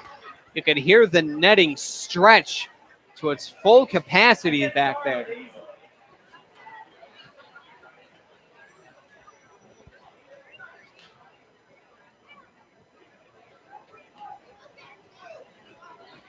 One-two count. Runner on second. 2 men gone. And the 1-2 is cut on and missed. Tag applied. Strike 3 in the tag. Ends the threat. No runs. 5 straight. Wow. Yes. He retires the side by striking out the side with his 5th straight strikeout for outs collected in total. No runs, no hits, 1 error, and 1 man left. We head now to the bottom of the 4th. No score between the Suns and the Silver Knights. You're listening to Pittsfield Suns Baseball on the Pittsfield Suns Baseball Network. Are you prepared in the event of a disaster?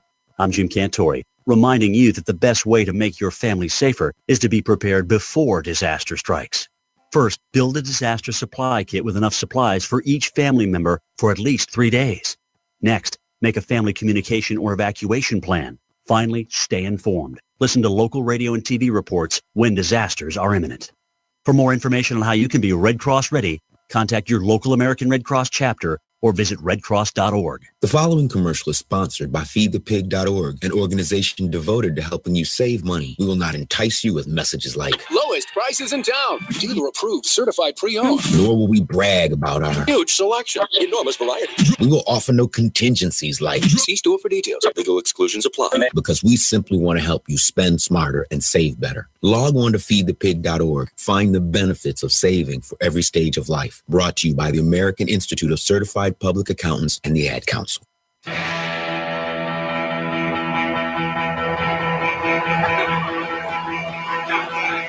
Home half of the 4th, and it'll be the heart of the order.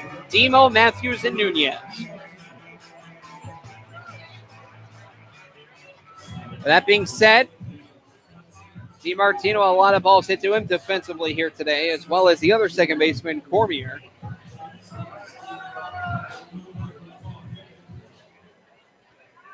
Dufal, the starter in his 4th inning of starting pitching, will deliver the first pitch outside for a ball count here is 1-0.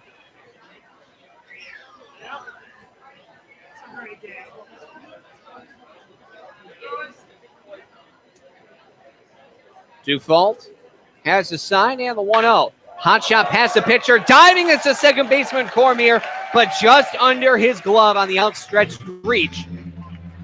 And Andrew, even though Cormier could not grab that one, boy, does that kid have some hustle or what? Sure does. And even if the results aren't there at the immediate moment, which for him to this point they largely have been, with hustle and effort like that, eventually the results will follow.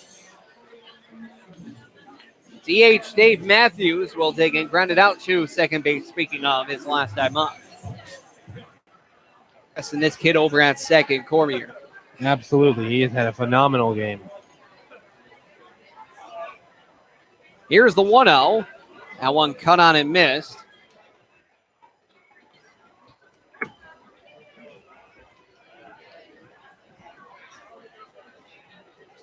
Nate Cormier, 5'9", 165 pounds. Going to be a sophomore at Nichols College.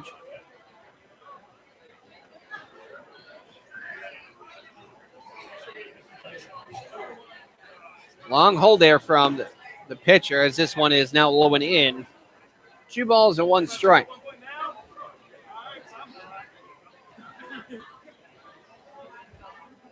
After this upcoming pitch, Billy, we had another trade in the MLB, which I'll read off in just a moment. Blockbuster, just, we'll say just. 2-1. Snared over to short, and only 1 play to make. Actually, they're going to throw over to first, but it's not in time. So we'll go down as a fielder's choice. 6 unassisted on the put out at second, and Matthews will replace Demo at first base. They almost didn't have any outs at all after it was kind of bobbled there in the infield, but at the least the Silver Knights get the lead runner. And anyhow, looking at what that trade was, the Yankees have acquired Lance Lynn from the Minnesota Twins in exchange for Tyler Austin. They traded away Tyler Austin. Wow. Yes, for Lance Lynn, a 1-for-1 straight-up deal. Well, they did have an influx of fielders, especially where Tyler Austin was. So Nunez, a rib shot. Wow. Goodness me. Was that one hit a mile or what? Maybe I should go check if that hit my car. Wow. Good Lord, was that thing hit a ton. We also did have a trade earlier in the day, which I'll read off after this next pitch.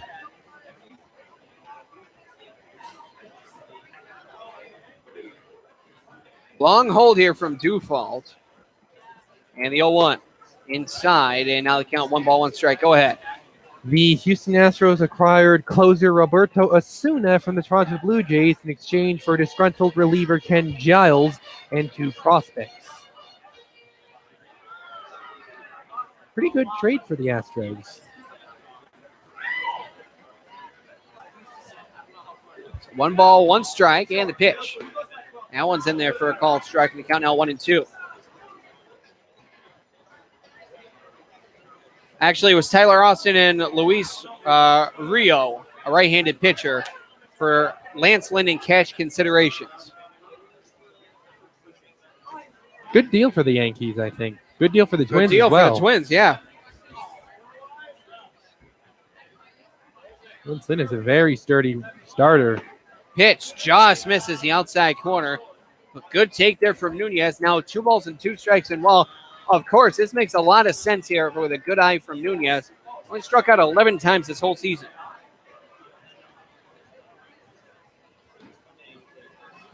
Lance Lynn has had some really solid years with the Cardinals. Not such a great year with the Twins, but you think maybe the change of scenery could help. This one hit over to the Suns. And did Kolumovic grab that? No, it went into the dugout. Foul ball remains 2 balls and 2 strikes. Yeah, but with the injuries of Lance Lynn, his value has really diminished back from where he was. But the Suns, well, they needed starters, and I don't think that the Mets are going to be in play anymore for the Yankees. Well, now that they've traded for J.A. Happ and now Lance Lynn, I don't think they're going to be strong contenders for Syndergaard or DeGrom. 2-2. Swung on foul back. And yet again, we'll go to a 2-2 stance. I mean, I think it's absolutely insane that the Mets are trying to trade either of them. But, yeah, at the moment, I don't really think the Yankees are going to be their destination. Yeah, and really, Tyler Austin and Clint Frazier for the Yankees are the 26th and 27th man on the roster. Of course, they play in Scranton, but not anymore for Tyler Austin. And really, the only man left is, Clint Frazier as the 26th man on the roster. He does play for, the Riders. Excuse me, there we are. Scranton Wilkes-Barre, there we are. Home of the office. Where some people like to declare bankruptcy verbally. Staplers and Jell-O. Anyway, 2-2 count here from Dufault is hurled as this one's a chopper between third and short. Grabbing this one is a shortstop throw over to second for one. Over to first is not in time. So it is Nunez who replaces Matthews, who replaced DiMartino. Now there's 2 men gone for the right fielder, Dylan Fairclough.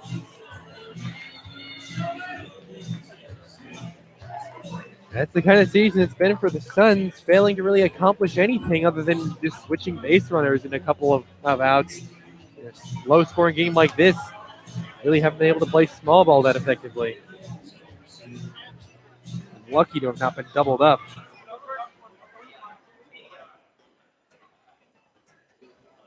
Pitch. Outside corner. No, it's high for a ball. Count here is 1-0.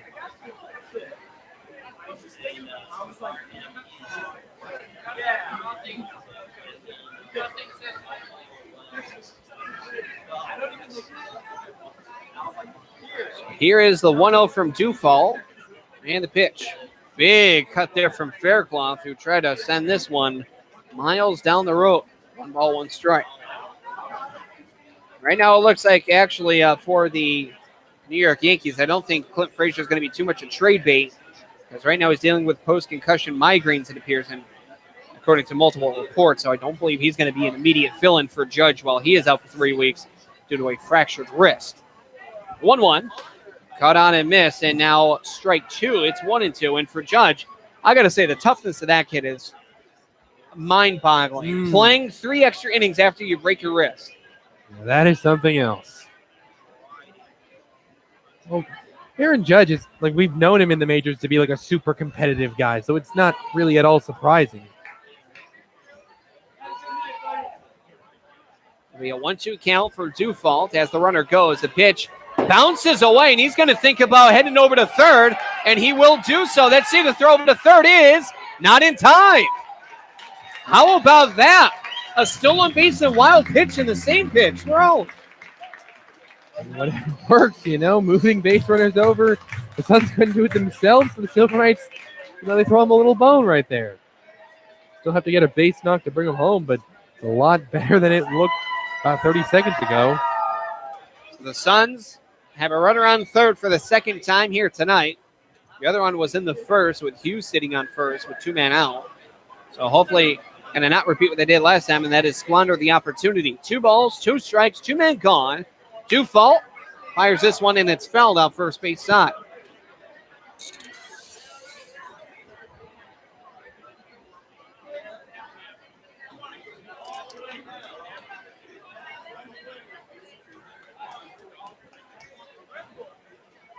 Shaking his head is Dufault.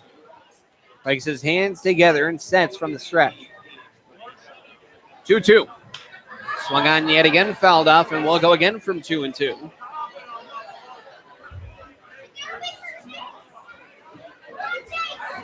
I guess it's worth wondering, though, Billy, what happens with Syndergaard, DeGrom, and even, Chris Archer, for instance. Again, I think it's ridiculous that Mets are trying to trade either of those 2 pitchers. But I suppose that's another story. 2-2. Swung on, headed over to short. 1 hopper to Morissette. Throw over to first in time to end the inning. No runs off 1 hit, no errors, and 1 man left. We head through 4 full to the top of the 5th. No score between the Suns and the Silver Knights. You're listening to Pittsfield Suns Baseball on the Pittsfield Suns Baseball Network. Did you know that every 2 seconds someone in America needs blood? Dr. Phil here, and I'd like to encourage you to donate blood through the American Red Cross. If you've never given before, now's a great time to start. If you've given before, do it again. It only takes about an hour, and your donation could make a life-saving difference. So contact the American Red Cross today. To make an appointment, call 1-800-GIVE-LIFE or visit givelife.org today. Thank you. Type 2 diabetes is a serious chronic health threat in America. It affects tens of millions of people. Many people who have the disease don't know it. Diabetes can cause health problems such as heart disease, strokes, amputations, and blindness. Talk to your doctor, get screened if you're at risk, and learn how to avoid becoming one of the millions of new cases of diabetes each year. You can help prevent type 2 diabetes. A message from CDC and HHS. Hi, we're talking to real smokers about quitting. Tell me when you smoke and why you smoke. Eat, cigarette, kids, cigarette, dinner, another cigarette. One on my way to lunch, one after lunch. And another cigarette, and another cigarette. Have you tried to quit? Yes. I become angry. It ain't that easy. You can't just quit cold turkey. I tried. What would you do different? Actually having a plan and thinking it through. You have to relearn how to live your life without a cigarette in your hand. With the right plan, you can quit smoking. Free at becomeanx.org. X, a new way to think about quitting. Brought to you by X and the Ad Council.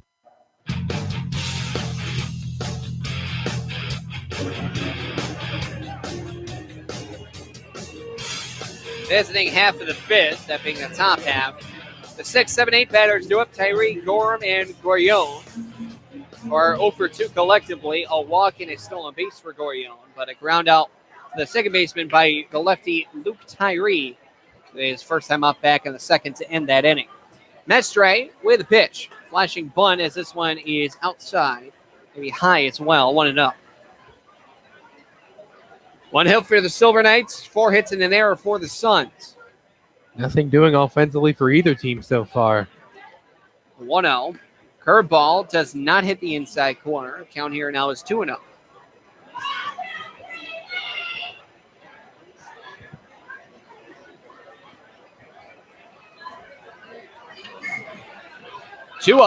Is high for a ball. And the first time tonight, we'll see a 3-0 count here from Mestre.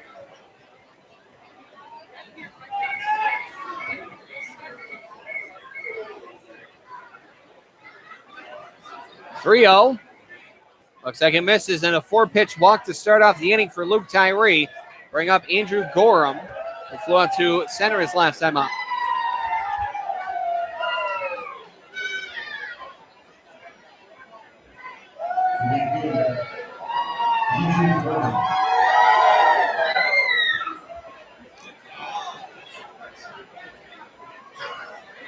Tyree is 9 for 11 in stolen base attempts, so he definitely is someone that is a threat. Here's a pitch, swung on foul back, and the count is 0-1. Well, Billy, I couldn't find an official FCBL record of consecutive strikeouts in a ballgame, but I did find that the FCBL best for strikeouts in an entire ballgame is at 14 at the moment. Pickoff throw back over to first. Diving back in is Tyree. I don't think we're going to see that be broken today. That would be, well, quite a long shot at the moment. Another pickoff over to first, back in safely. So Mestre with a scouting report, doing well at least for getting that down. Pat.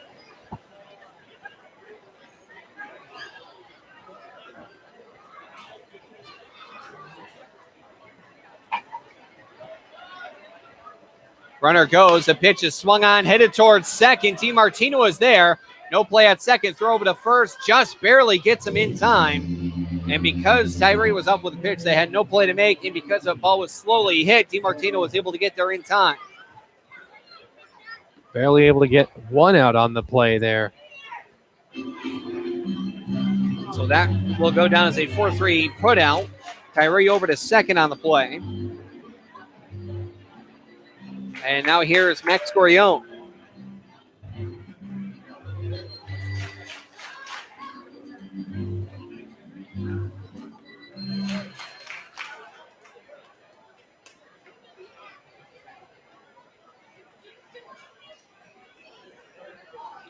Here's the pitch. Beautiful curve again from Mestre. It's in there, a called strike 0-1. Looks like some activity here for the Silver Knights. Unless that's just tossed, starting to warm up. Pitch. Curveball, curved a little too much. Count here is 1 ball, 1 strike. I think Mestre is way too critical of himself. Again, padding his chest. Curved just a little bit too much.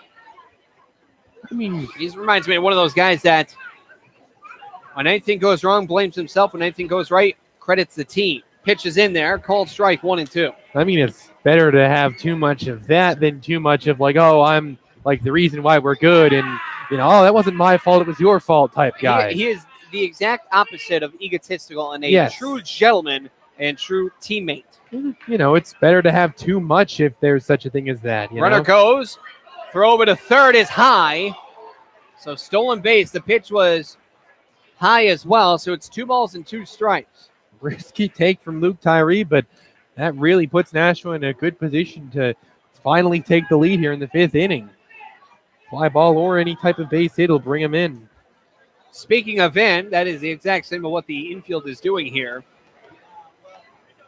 With a 2 ball, 2 strike count. Mestre with a 2-2. Called strike 3 on the outside corner.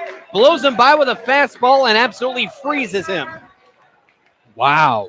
Now that, he just got straight up overmatched there at the plate. Great time to rear back and just blow it right past him for Mestre. With the runner on third and only 1 out, that was a big-time pitch. 6 strikeout on the day. He did have 5 in a row at one point. And speaking of called strike 3, Teddy Baudet due up. First pitch is check swung. It's low and away, 1-0. The appeal, he did not go.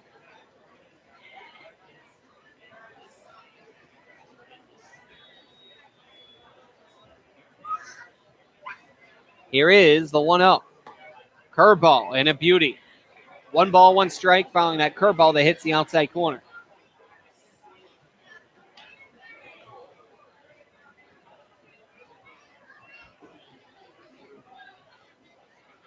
Mestre has a sign, lines, and deals.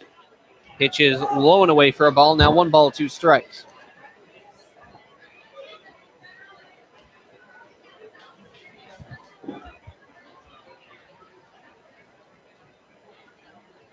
Two 1 is swung on and just tapped foul.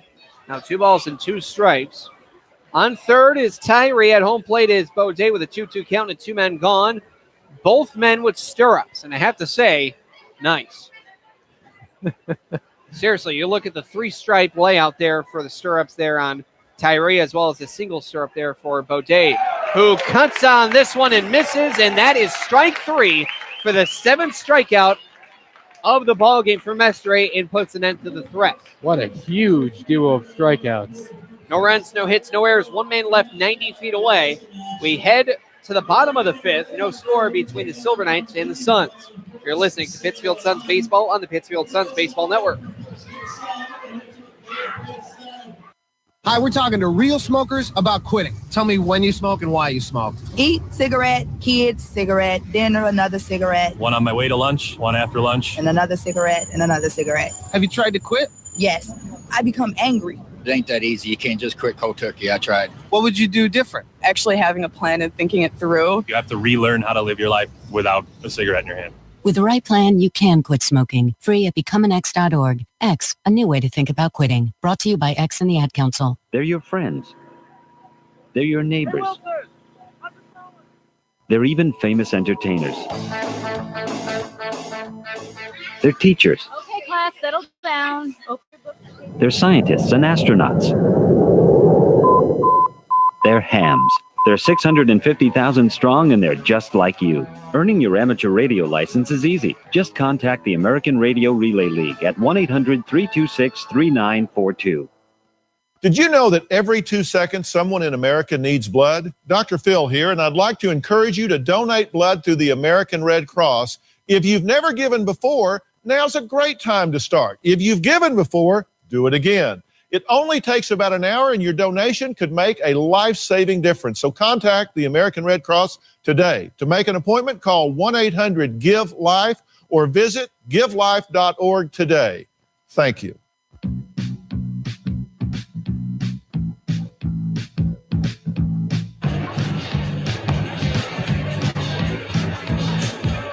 Home half of the 5th, and the bottom of the order, White, Shade, and Hudson to up.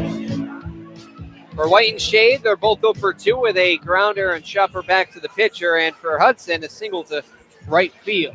Worth noting, while Suns fans are obviously rooting their team on over here, they're probably rooting on the Martha's Vineyard Sharks as well to take Game 2 of that doubleheader. The Sharks locked in a 0-0 score in the bottom of the third with the visiting Navigators. And Suns fans may also be rooting for the Bristol Blues as they're in Camp Manoa Stadium taking on the Proctor Rocks. They lead 4-2 in the top of the fifth. Pitch fouled off. The count here is 0-1. It's not particularly likely that the Suns overtake Brockton, Billy, but as has been noted, it's not mathematically impossible either. That's very true, but they need a ton of help. They do. The 0-1 drops low for ball. Count here is 1 ball, 1 strike. It's like the Buccaneers, I believe, last year, trying to get in the playoffs. With 1 week left, they needed 5 teams to lose, win, and then have someone tie. It's not that crazy. No. 1-1. Chopper headed towards first. No one's covering. A flip over to the pitcher is in time. So Bramante able to correct that defensively. Telling Dufault to step onto the bag. So that'll be a 3-1 put out as opposed to 1-3 like last time for White. Bringing out the center fielder number 18, Chad Shade. In fact, again, Billy, the magic number for the Rocks to assure having a better record than the Suns is it's at 4, and that's pretty short, but it's not completely impossible or even really out of the realm of possibility. That really is going to be the whole thing that dictates this whole week. It's in or out of the realm of possibility. The Suns still haven't clinched a playoff spot either, so if things don't go too well for them over the next week, Billy, we might just be headed home, you know? That's true.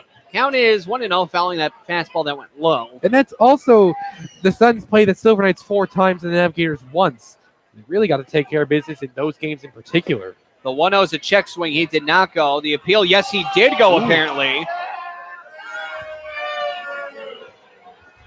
Boom all you want. He did not swing. It was nowhere even close. Yeah, so I was going to say that's an interesting call. So 1 ball, 1 strike, 1 man gone. And the pitch. Well, how's that for karma?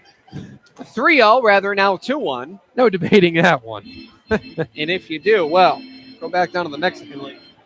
No, just remember that this is baseball, not cricket. You didn't get the joke? Oh, I actually just got the joke. Okay, there you took me a moment. Took me a moment. It's like 3, 2, 1, foul. Count is now 2-2, which, well, is 2-2.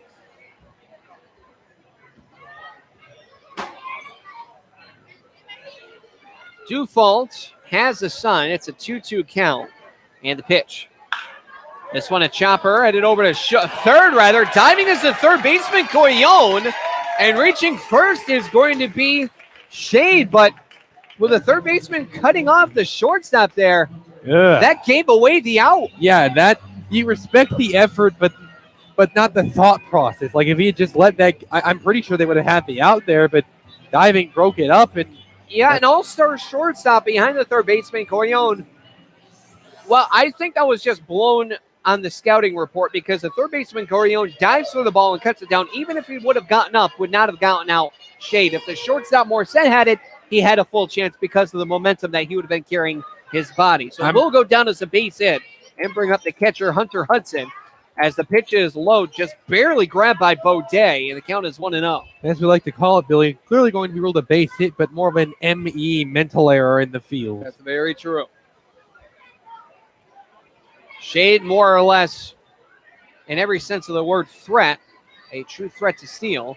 Looks like he's inching it to go now. Long hold, and the runner, well, he goes. No time was called. So he will turn right back around and head back home.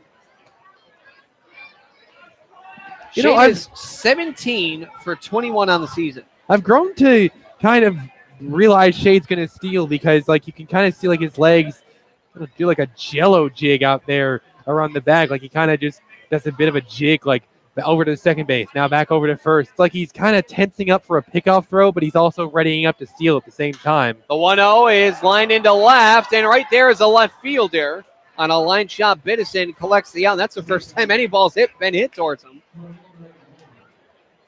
Well, he made good on the occasion. So following the line out, here's Thomas Hughes, the leadoff hitter. An interesting note here, Andrew. Did you know that we were just talking about J.P. Knight of North Shore? He leads the league in strikeouts. He leads the league in not just percentage, but also stolen bases. He's 23 and 24 on the season. He does. Okay, so on that note, I suppose he does plenty of damage when he gets on base. But speaking of damage, runner goes, pitch is called, strike throw over to second is not in time, goes into center field, and is going to trickle into center as Shade advances to third on the throwing error by the catcher. Where have we seen this before? An erroneous play at that, bringing a runner who was stealing a base all the way from first to third on a single play. So it is a called strike, it is a stolen base, and it is an error on the catcher as this one bounced away from Cormier. Second inning in a row where that type of thing has happened. Except a wild pitch rather than an error, yes. That's also why I said erroneous play, not like flat-out error. Right. So there's two men gone with 2 outs, a third instance it has happened. As this one's a slow chopper headed to third. Gorion gathers it, throws over to first, and for the third time that the Suns have the opportunity, they cannot cash in. No runs off of 1 hit, 1 error, and 1 man left. We hit through 5 full to the top of the 6th.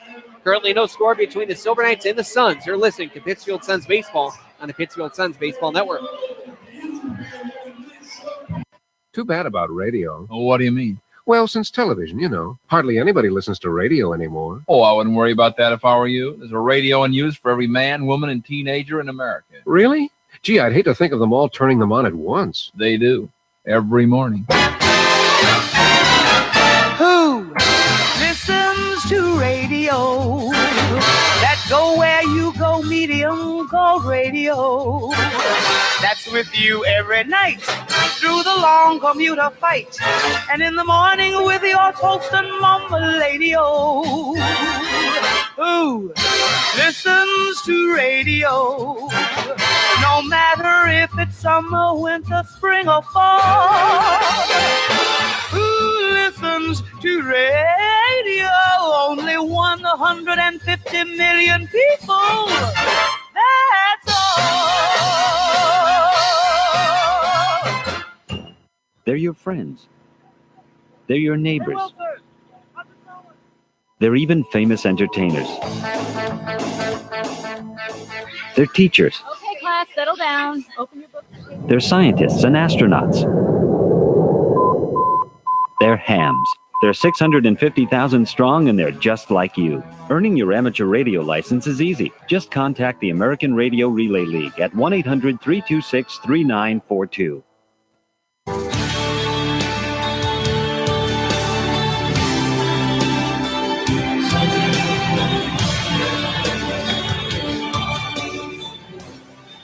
Top of the 6th, and we're midway through the ball game pretty much. Not a lot has happened. A lot of runners in scoring position as of late, but really no team able to cash in. And actually, Mestre right now going into his 6th inning of starting. And right now, he's got a 1-hitter. He has been absolutely dealing on the mound, but no run support for him, unfortunately. It's something that starting pitchers for the Suns in general have become all too used to at this point. So it'll be at the top of the order. Nick Biddison due up. Collected in that last inning, but he's 0 for 2 with a strikeout. Pitch, curveball, and an absolutely gorgeous pitch. As Biddison is still confused on where that pitch was. He has the home plate umpire. I don't blame him. That pitch is just generally mystifying. This one is a hot shot over to second. T. Martino will have it. Throw over to first in time. 1 gone. Mestre sitting at just 66 pitches so far. It's going to be interesting, Billy, because you and I talked about how the Suns have a lot of games coming up in the next week. I wonder if Matt Gedman's going to think like, oh, he's not quite at 75 if he gets out of this inning at before 75. So, pull him so that he can be eligible to come back soon. Or maybe, we want to get as much of him as we can because, we have a lot of games coming up. I'm very interested to see what the approach is going to be. All right, now there is a relay pitcher warming up, I believe. That's Marquia. Check swing. Pitches outside the appeal. He did not go. And now the correct call there from Andrew Gerard. The count is 1-0. Just based on the bagginess of the jersey there and the smaller frame, I believe that is Jonathan Marquia as the pitch is too far inside. Now 2-0.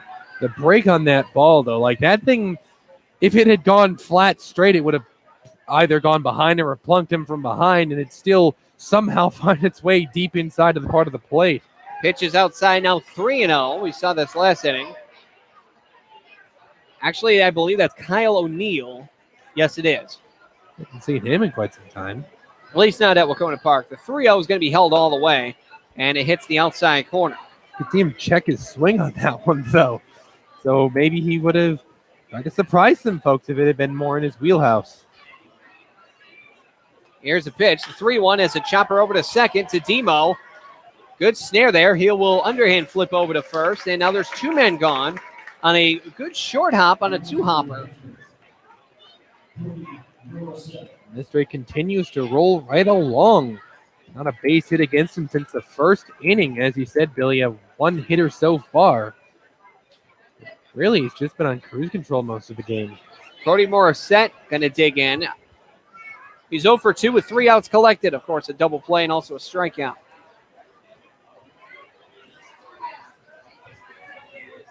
So instead of Mestre getting all the outs collected here with 5 in a row, as the pitcher with strikeouts, pitch is blown away. He's electing his outs to go to, well, his high school teammate, Drew DiMartino, over at second. Count is 1-0. We haven't seen O'Neill here since June 17th. It was a game against the Blues. The pitch is blowing in, 2-0.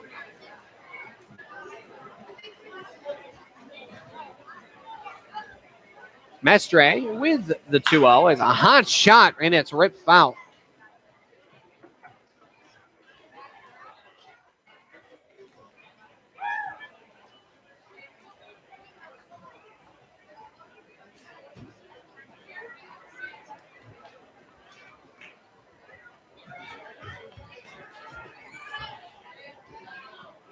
Two balls, one strike, 2 men gone, top of the 6th. No score between the Silver Knights and the Suns. 2-1 is hit towards first. Glove there by the All-Star Sullivan. Flip over to the pitcher. And a 1-2-3 inning. No runs, no hits, no errors, nobody left. We head now to the bottom of the 6th. Still no score between the Silver Knights and the Suns. You're listening to Pittsfield Suns Baseball on the Pittsfield Suns Baseball Network. Type 2 diabetes is a serious chronic health threat in America. It affects tens of millions of people. Many people who have the disease don't know it. Diabetes can cause health problems such as heart disease, strokes, amputations, and blindness. Talk to your doctor, get screened if you're at risk, and learn how to avoid becoming one of the millions of new cases of diabetes each year. You can help prevent type 2 diabetes. A message from CDC and HHS. Give yourself the gift of a comfortable retirement by setting some cash aside for yourself. Saving a little of your monthly income can be as affordable as the average holiday gift. If retirement is near, you'll want to start saving right away. If you're younger, begin saving now, and compound interest will help your retirement funds snowball. A great way to figure out how much you'll need to save for retirement is to learn how much you'll get from Social Security. Do that in minutes at www.socialsecurity.gov/estimator.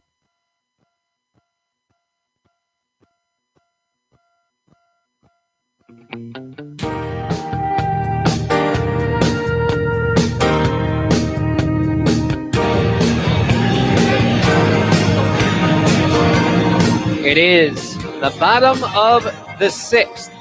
That being said, it will be Sullivan, DiMartino, and Matthews due up. And for all three, right now they are 2 for 6.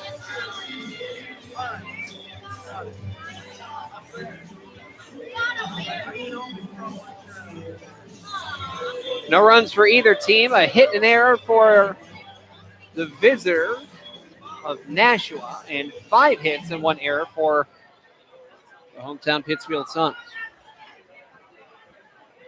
So following a great defensive pick and play over at first, Sullivan will dig in from the left-hand side. The first pitch is swung on right back to the pitcher. If that has not been more vindicative of this ball game, I can't tell you what is, ladies and gentlemen. I cannot. Wow. Okay, wow. Hitting it on the nail there, Billy, because just, wow, that's, how many times did that happen in this ball game? 1, 2, 3, 4. Jeez. That's 4 for Dufault. That is with assists or putouts that are non-strikeout related. That is ridiculous. Here's DiMartino. Well, that pitch was fine. That one was, well, just as much as Dufault right next to him. Pitch is inside. Well at that. Count is 1-0. You've said this before in the past, Billy, but how funny would it be if a scoreless or really low-scoring ball game in general came down to a home run derby? It would be ironic in every sense of the term, as that one's in there, a called strike. 1 ball, 1 strike. What if nobody hits the homers, though? Don't. Don't you with me right now. With Jake LaBelle on the Silver Knights side, I doubt that would happen. Big cut and miss there. Actually, it's fouled off, it appears. 1 ball, 2 strikes now.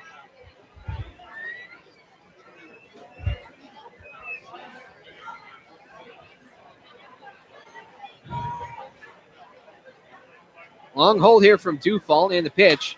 Snared foul, and foul away it goes.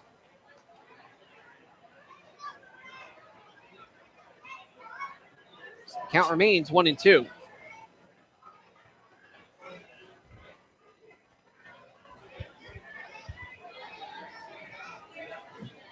Here's the 1-2 as that one drops low for a ball. 2 balls, 2 strikes.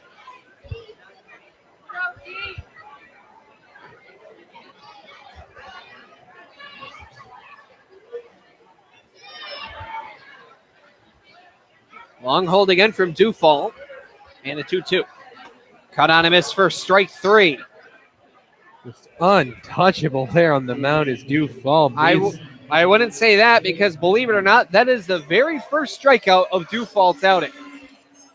And for as great as that is, look at the scoreboard. It reads 0-0 right now. Dufault has done a great job managing runners when they get on and managing hitters at the plate. Yeah, really relying on his defense. Yes, he hasn't struck out guys like Mestre has, but again, it's produced the same exact results runs-wise. The pitch. That one does hit at the knees against the lefty Dave Matthews, 0-1. So for 2, the grounder to second in the first and a fielder's choice that went 6-4 in the fourth.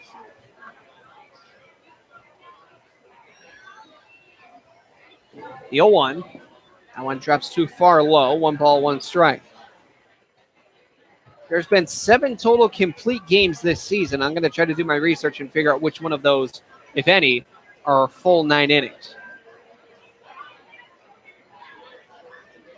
Pitch.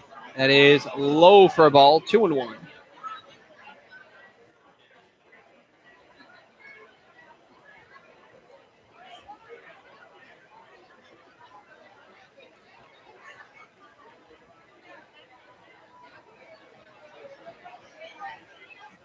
That one is cut on and miss. And 4. Hey, Blue, you dropped the pen. Did he see it? Hold on 1 sec. He didn't. Hold on 1 sec. I'm going to have to yell it down. You're welcome. I'm actually surprised he heard you from up here. I had to turn off our mics for that because, well, I had to yell down there. So with a golf swing, that's, well, does not get out of the bunker. It leads it to 2-2. Even par. Nice golf metaphors. 2-2 is a hot shot, and that one's a hard hit ball, and that one's going to go all the way to the wall. Going to second will be Matthews, and that one's just a beautiful putt. All kidding aside. Beautiful hit, double there from Matthews, and that's actually the first extra base hit we've seen all ball game. This will bring up Ivan Nunez now with 2 outs again and a runner in scoring position. Gee, we've never seen this before. And let's see. I'm not sure if Dupe is going to take out Dufault. Dealt with this twice, 2 innings in a row now. But, well, they're going to let him do it a third time? Looks like they are. He hasn't been yanked yet. So, yeah, they're going to let him do it a third time.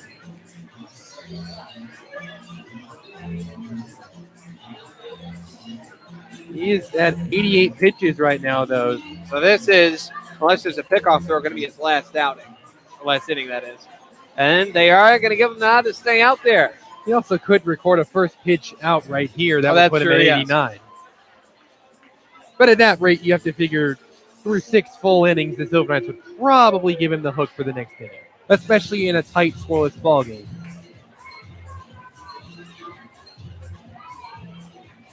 I also wonder what his leash is. Actually, excuse me, that has not been. It was not DuPont. Excuse me, that's been Kyle Jackson all game. Kyle Jackson is the acting manager. I thought it was DuPont, and that is my mistake, and I'll take full responsibility of it. Kyle Jackson, the pitching coach, is the acting manager, as Ivan Nunez is the acting batter. He is 1 for 2 on the day with a stolen base. He sure does a good job acting. Hot shot down the third base line, backhanded, and it's a foul ball. What? Oh, that's a foul ball? I guess.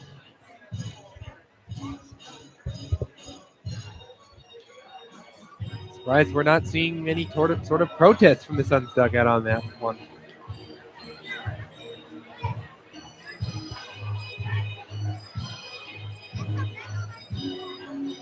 What can you do? It'll be a foul ball ruled, even though that one, even with a slide, you can see where the ball marker is. You can. It's true. It's funny. Time is called by Nunez. But at that rate, really, barring a weird pickoff throw on a second, Dufault's 90th pitch is coming up, which would force him out of the ball game next inning. The Suns, well, I don't want to say they were robbed, but they were incorrectly called foul. So no 1 count in the pitch. Low and away. Again, an awkward catch by Baudet. The pitch is 2 feet to his right, and he goes for a forehand stop instead of a backhand stop. It's a questionable play as a catcher. We saw that, I believe, back in the first inning when it got away from him in a no-pressure situation. But when it counts, awkward as it may be, he caught it.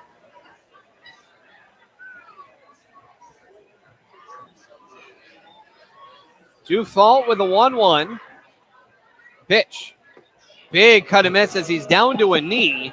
Wow, he got fooled on that one, I would say. Well, there's been a lot of fooling of other things, as it's now 1 ball and 2 strikes. Yes. Matthews awaiting to get plated at home at second base currently. Third straight inning with some runner in scoring position, but only achieved after 2 outs. Some clutch hitting has to occur somewhat time. Hot shot headed over to short. A throw over to first is in time as an incorrect call blows the inning for the Suns. But honestly, you can't leave it up to anyone else's hands other than yours. No rounds off, 1 hit, no errors, and 1 man left. We now head through 6 full to the top of the 7th. No score between the Silver Knights and the Suns. You're listening to Pittsfield Suns Baseball on the Pittsfield Suns Baseball Network. Check it out, it's the Terminator. Hey, when'd you get back, huh? Did you have to shoot anyone? Why are you so distant? Are you not happy to see me? So what's the deal? You gonna get a job now or what? Why are you being so jumpy? Put all that stuff behind you, okay? No one knows what it's like to come back from Iraq or Afghanistan unless they were there. Join other veterans at communityofveterans.org because we know where you're coming from. Brought to you by Iraq and Afghanistan Veterans of America and the Ad Council. The American Lung Association. We're fighting for a day when we can all breathe easier. We're fighting for clear skies over every city and healthy lungs throughout the country. We're fighting to free millions of Americans from the addictive grip of tobacco and the devastating effects of lung disease. The American Lung Association isn't just fighting for air, we're fighting for all the things that make it worth breathing, and we can use your help. See what you do at fightingforair.org. The following commercial is sponsored by feedthepig.org, an organization devoted to helping you save money. We will not entice you with messages like lowest prices in town, dealer approved, certified pre-owned. Nor will we brag about our Huge selection, enormous variety. We will offer no contingencies like See store for details. Legal exclusions apply. because we simply want to help you spend smarter and save better. Log on to feedthepig.org. Find the benefits of saving for every stage of life. Brought to you by the American Institute of Certified Public Accountants and the Ad Council. New pitcher of the ballgame for the Suns, a guy we haven't seen in over a month. Now I have the Suns making his first appearance since June 20th. Number 12, Kyle O'Neill. O'Neill's 7 total appearances on the season, 2 of which were starts, throwing 15 in the third innings, giving up 6 hits, 3 runs, 2 earned, walking and striking out 7 with a win and a loss apiece. Has 2 saves in the season with a 1.17 ERA. And that will do it on Isaiah Mestre's line. The team opting to preserve his arm. The right call, most would agree at that rate. Mestre has thrown exactly 75 pitches in the outing, with a quality start in every sense of the term as he pitched 6 one-hit innings, walking 2 with 7 strikeouts. Unfortunately, his dynamic offense doesn't give him a single run of support, and that will doom him to the no decision. Quality started that, but not going to get a winning decision on the day. I can't fathom anyone else getting a pitcher of the night in the FCBL. Of course not. No. A pitcher having 6 innings of 1 hit ball? No. Have a look at that at the moment, but yeah, no one. Maybe in that game 2 between the Navigators and Sharks, there might be someone, but yes, Bill, you're probably right at that rate. It's not going to be for the Navigators, though, as the Sharks lead that game 6-0 at the moment. Bottom of the 4th. Suns fans really looking for the Sharks to win that game, and it's looking pretty good for them. Again, a 7-inning game, not a 9-inning game, because it is a doubleheader.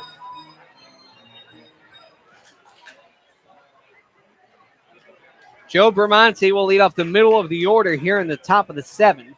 Reached on an error. First pitch is outside for a ball. The count here is 1-0.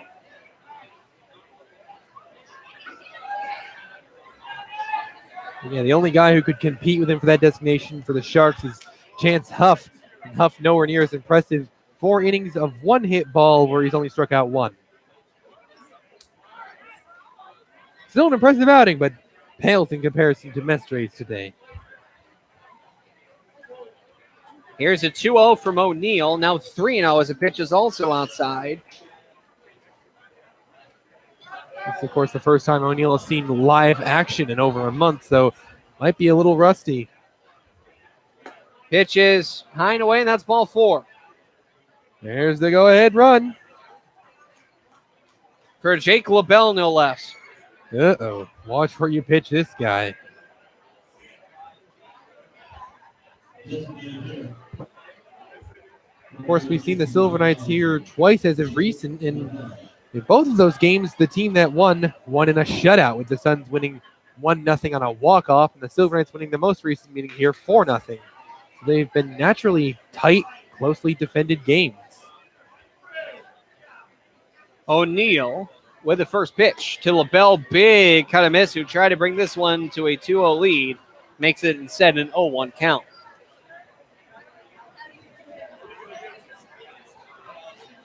Interesting milestone in the MLB was just hit, and I'll talk about that after this pitch.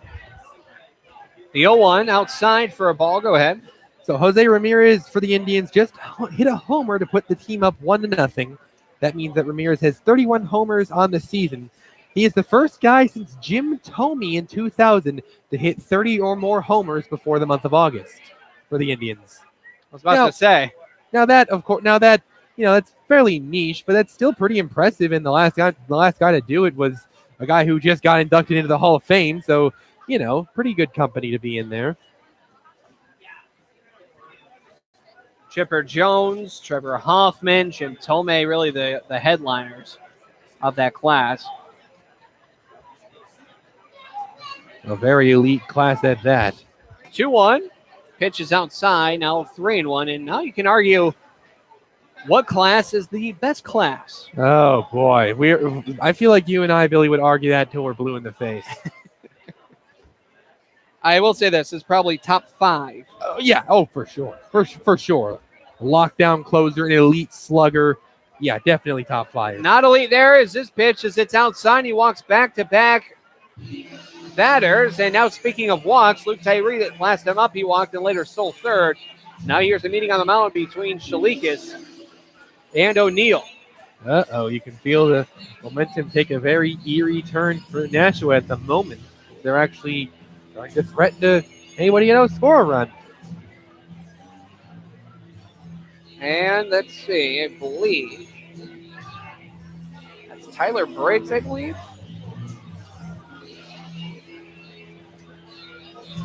No, it's Bryson Cafaro. Cafaro was scheduled to start that game 2 against the Worcester Bravehearts from the scheduled doubleheader the other day, but it does make sense. Yeah, of course that didn't end up happening, but it makes sense to keep Cafaro pitching, make sure he doesn't get too rusty. So yeah, to see him get some work in tonight's game would make plenty of sense. That said, you hope he doesn't do it with the team being down a run or two. And if O'Neill's command continues to desert him, that might happen.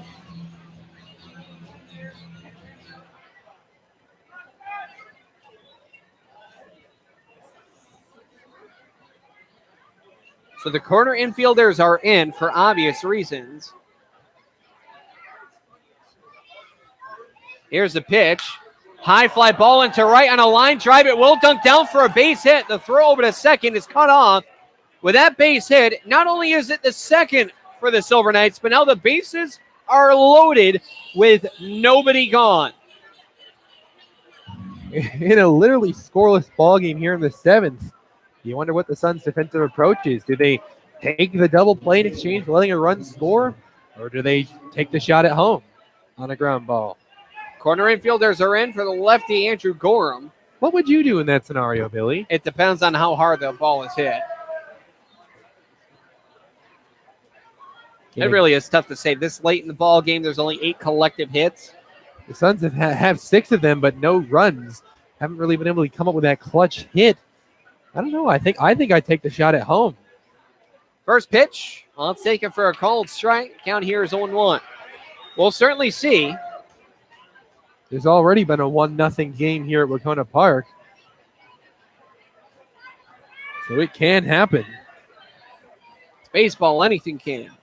The 0-1 is good block there from Hudson. The pitch is low. 1 ball, 1 strike. A game-saving block at that. You would not want to run to come in on that because that would put 2 runners in scoring position with no outs, and with a 1-0 lead, that could open up the floodgates. It's a 1-1 count, and the pitch. High pickoff throw over to third. Trying to catch someone napping out there. It'll be a 2-1 count. Respect the effort and, well, plenty of risk, but a gargantuan reward factor as well.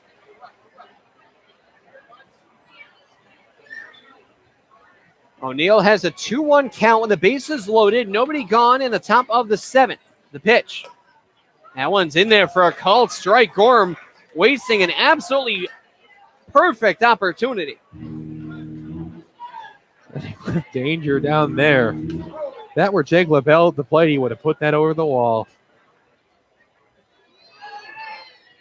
Vermonte on third, LaBelle on second, Tyree on first. Here's the 2-2. Swung on, headed over towards second. Only 1 play to make. Throw over to first is in time, but the run will score. And an RBI ground out for Gorham brings it for the first run of the ball game, 1-0. Not much you can really do there if you're Suns defense. They played him up to good depth and all that, but it was just hit lightly enough. It found the right hole to avoid getting doubled off or even thrown onto home. And there we go, first run of the game. So bring up Max Gorion, who is 0 for 1 with a walk and a stolen base. Infield is now in, and the pitch. Curveball and a beauty. Mestre-esque from O'Neill, and the count is 0-1. Again, Mestre walking away from this game with a no decision, and just tragic because he threw a beautiful game but got literally no run support. Pitch well outside and a great block. Run-saving block. Kind of like contorted his body like in a 180 degree angle or something like that. That was amusing. Amusing and athletic at that.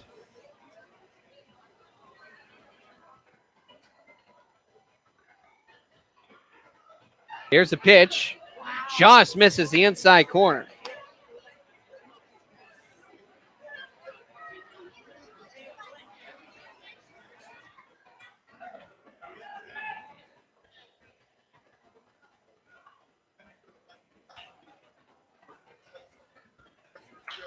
Pitch is hit high in the air towards shallow center. Incoming is a right fielder, Faircloth, who will throw in. And no advancement. A fly out for Gorion. Now 2 men gone with 2 men in scoring position for Teddy Baudet. Beautiful pitch from Kyle O'Neill. That thing not hit anywhere near deep enough for runners to advance on a tag up, keeping the runners in place and not giving up another run.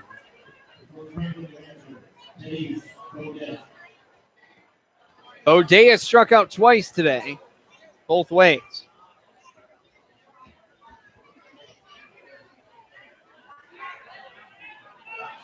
O'Neill giving up 1 run. It is 1-0 Nashua here in the top of the 7th. Pitch. Beautiful curve, and it's in there. Called strike 0-1. Wow, that was a curve. Where was that earlier in the inning when he walked the bases loaded? That was beautiful.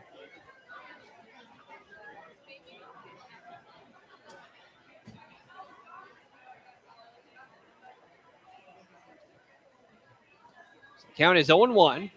And the pitch. That one chopped foul, and now it's 0-2.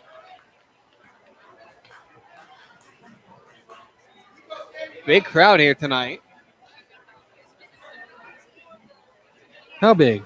Do we know? Not yet. We won't until the end of the ball game, really, but I would say at least 1,000.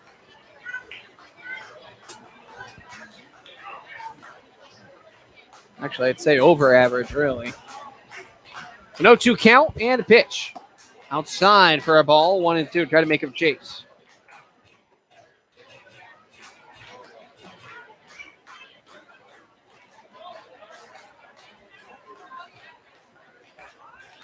Don't usually have baseball on Mondays here, Billy, and given that almost nobody likes Mondays, it's a nice refresher to have a game on a Monday.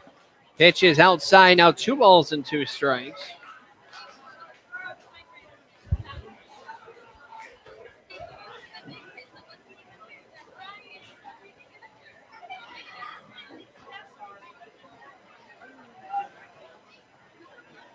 Here's a 2-2. Inside, did it hit him? It did not. The runner will score. Gedman's going to argue the call because I think that hit the jersey. Looked like it did, but I don't really know how they're going to, if you will, call that back. He's asking for the appeal if he can talk with the bases umpire. That's a tough play there. Dick Heron going to have a meeting here with Andrew Gerard. It did look like it hit the jersey. Not much of a discussion. Short meeting. Yeah, it looks like he just said, hey, this is how it went. And then it's just, of course, just speculation on my end, but that might just be what he said. So the pitch was inside. It's now 3-2. A run scores. It's now 2-0. I agree with you, Billy. I was kind of expecting a hit by pitch ruling. So now it'll be a full count with a runner on third. Doesn't look like we'll get one, though. What a rough inning for Kyle O'Neill in his return to action. Here's the pitch. Outside, and it walks him.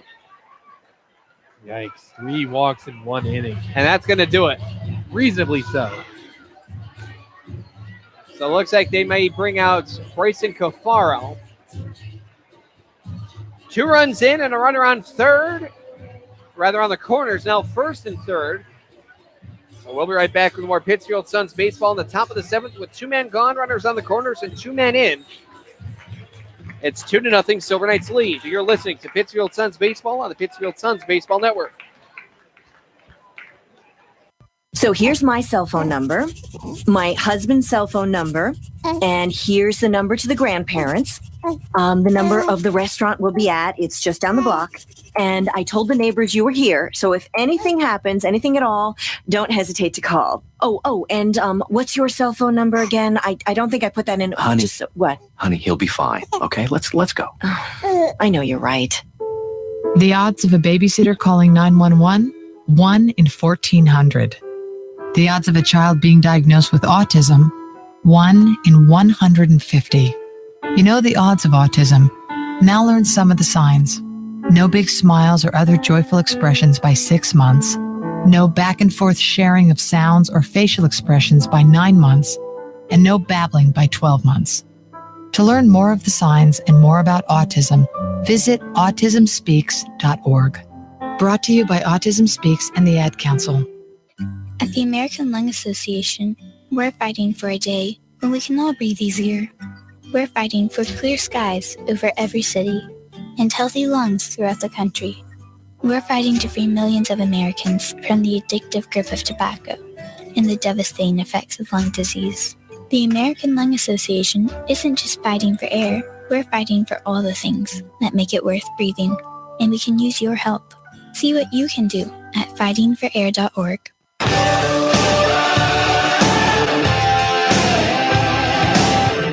New pitch in the ball game. That is the starter suddenly converted reliever to get some work in, Bryson Cafaro. Cafaro's 7 appearances, 5 overall starts, uninspiring numbers as he's pitched 28 innings, giving up 40 hits, 29 runs, 26 earned, walking 14, 20 strikeouts with a win and 3 losses in the ledger, and a humongous 8.35 ERA. And the Suns hope that he can get them out of the inning without allowing any more damage to pass.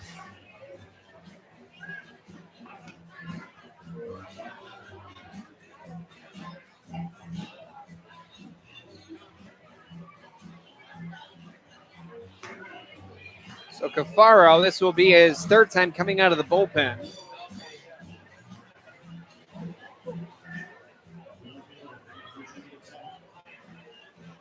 His last outing was disastrous. Pitched 3 2/3, given 8 earned runs, hence why his ERA is really inflated as much as it is.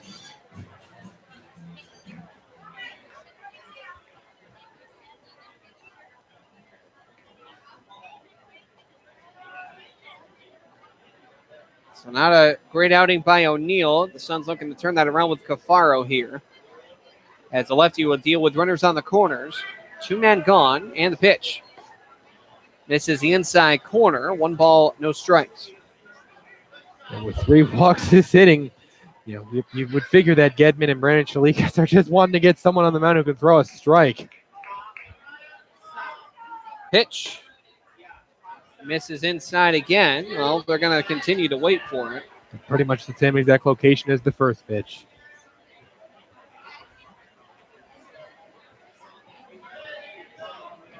Two balls, no strikes, and the pitch is high. Now 3-0. So Cafaro start with 4 straight balls, and now 3 here by Cafaro to Biddison, who will easily see the next pitch, and that will load the bases. Oh, brother. Second baseman number 10, Nick Cormier. Cormier right now is 1 for 3 on the day. Has had a fantastic day defensively.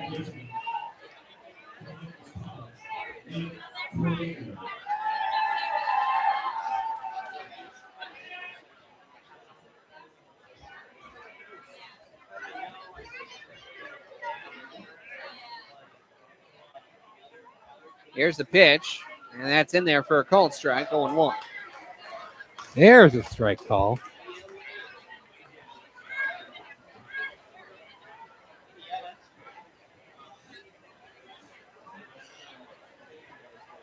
Next pitch, curveball, and it curves too much going low. Now 1 ball, 1 strike.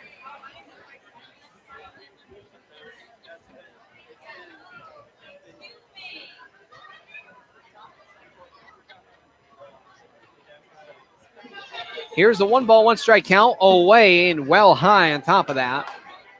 Now 2 balls and 1 strike. It's a sidearmer hurling up in the pen, but I don't see Hughes out there because he's at the dugout. The Yankees are talking about trading for Andrew McCutchen right now. Fouled first base side out of play. 2-2. Another outfielder? I was going to say that makes unless Aaron Judge's outlook is grimmer than we think, that doesn't make a lot of sense to me. That or they trade Jacoby Ellsbury. Good Because luck. he's slated to come. Yeah, I know. Good luck. Yeah, him and like a top-rated prospect for like cash considerations or whatever is about what it's going to take. 2-2 is a late called strike 3, but it's called strike 3 nonetheless. 2 runs come aboard off of only 1 hit. No errors, and the bases are left loaded. We head to stretch time. Bottom of the 7th upcoming. We're going to listen in and take me out to the ball game. 2-0. Silver Knights lead the Suns. You're listening to Pittsfield Suns Baseball on the Pittsfield Suns Baseball Network.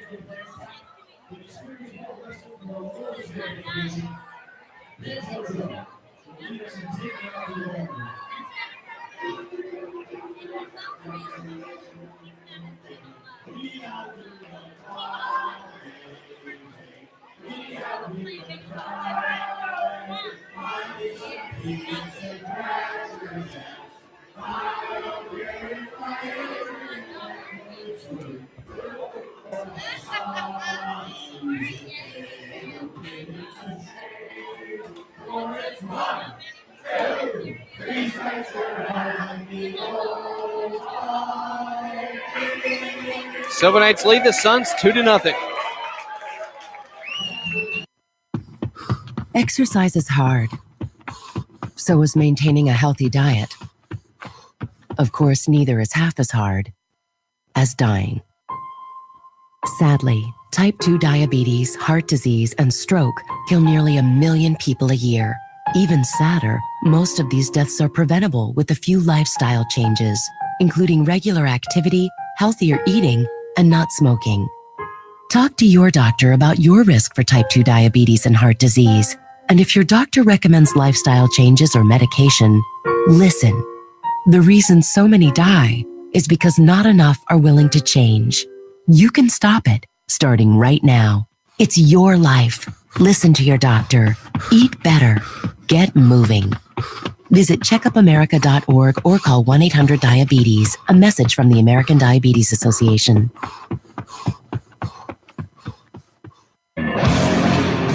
New pitcher in the ballgame for the Silver Knights is number 7, Cam Cruz. Cruz, in 6 appearances, has pitched 9 innings, giving up 10 hits, 4 runs, just 1 earned on a walk and 4 strikeouts. A losing decision with a 1.00 ERA on the season. From the looks of it, that's going to do it for Brandon Dufault, who, after getting some late offense from his team, is going to leave the game in line for the win. And I'll get to his stats in just a moment. First pitch to Faircloth is low and away. The count is 1-0 as he is 0 for 2 with a ground out to the both middle infielders. And Dufault 6 flat innings, no runs on 6 hits, a double.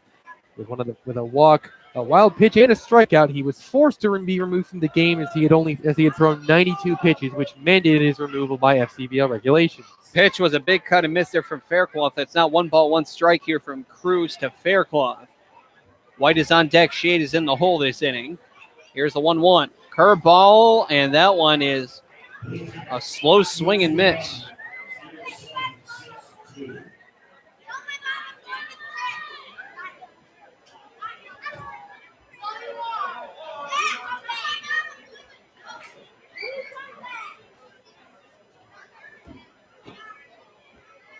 Here's the 1-2, just off the end of the bat foul, and now the count will remain at 1-2 as I'm looking in the pen, and I actually believe that is the new player for the Suns. It's Brody Altier. Good to get a new arm in the pen, especially given the stretch they're about to go through. 1-2. Cut on a miss, drop for strike 3. Throw over to first is cut down, so a strikeout swinging 2-3. The first out of the inning. And now that they're actually facing a deficit, Suns offense really needs to make a quick turnaround. Again, Billy, if Nashua holds on to this lead they have, they will take over the Suns' positioning playoff-wise, which means that the Suns would then become the first team in. So this is for playoff seeding as well. Hot shot. I want a squibber headed to short. Throw over to first. It's a high throw, and he's safe. The throw is too high.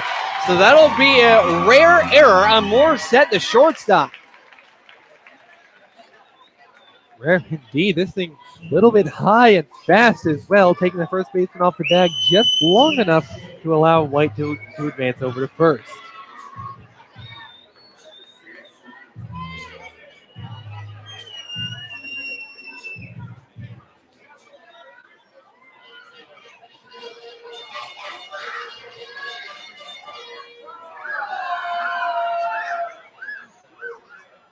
So here's Shade with the first pitch. You'll see a cold strike down the middle at the knees.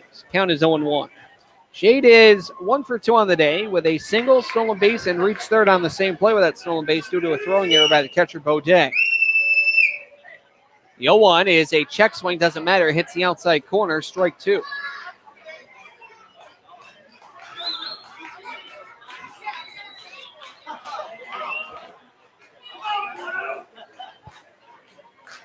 Cruz with the 0-2 outside.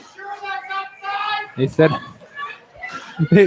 that one up the whole way, of course, as you can see Baudet take a whole entire shift into the left-handed batter's box. That was going outside the whole way. Here's the 1-2. Swung on up the middle for a base hit. Staying put on second is going to be White. Now there's runners on first and second. The tying run is aboard. The Suns often showing signs of life. 7th base hit in the ballgame with no runs to this point, but really they could be changing that here. Yeah, if that's not selective hitting, I really don't know what is, Andrew. They've had a base hit every inning. Look at that down the line. Yes, a single base hit every single inning and no runs to produce. That is a true definition of selective hitting. It sure is. But well, maybe they could be a bit better on such selections right here. Now the backstop, Hunter Hudson is the number 9 hitter. He's 1 for 2 on the day.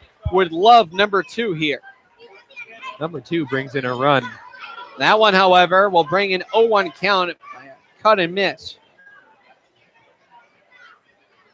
The only thing you do not want in this scenario is a ground ball. I expect a lot of low pitches here from Cruz.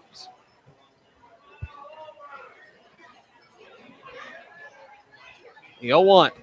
Curveball. It's in there. Beautiful pitch. The count here is now 0-2. Well, a ground ball would obviously have its negative ramifications, but a strikeout in the grand scheme of things is hardly any better. So really has to try out his defensive swings here, look for a pitch he can hit, and try to do some damage.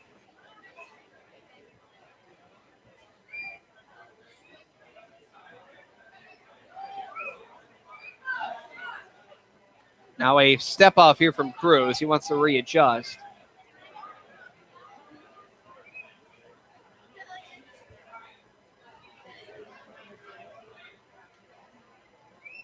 Here's a pitch, and that one's fouled back.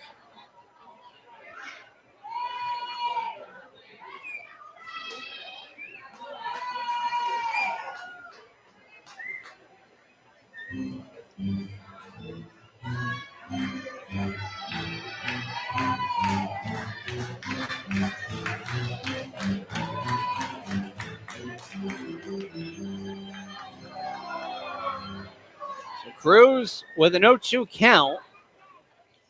Here is a pickup move over to second, and it's thrown away by the pitcher. Both runners will advance.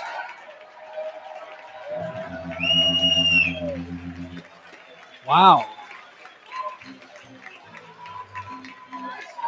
Bit of miscommunication on that play. They had him done for at second. Now, I'm not sure if that's a throwing error on the pitcher or if that's a fielding error by Morissette. We're going to rule it as an error on the pitcher.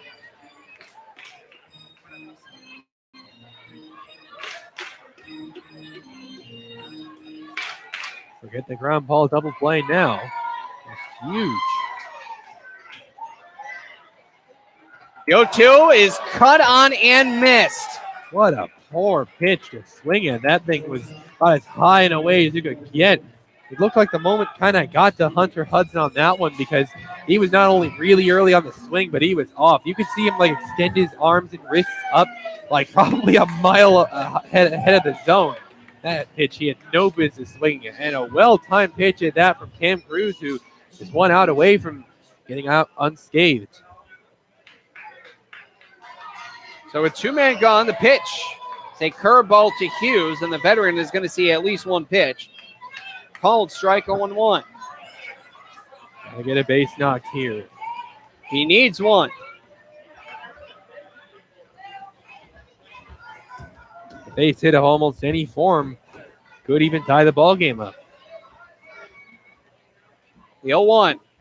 Blowing outside.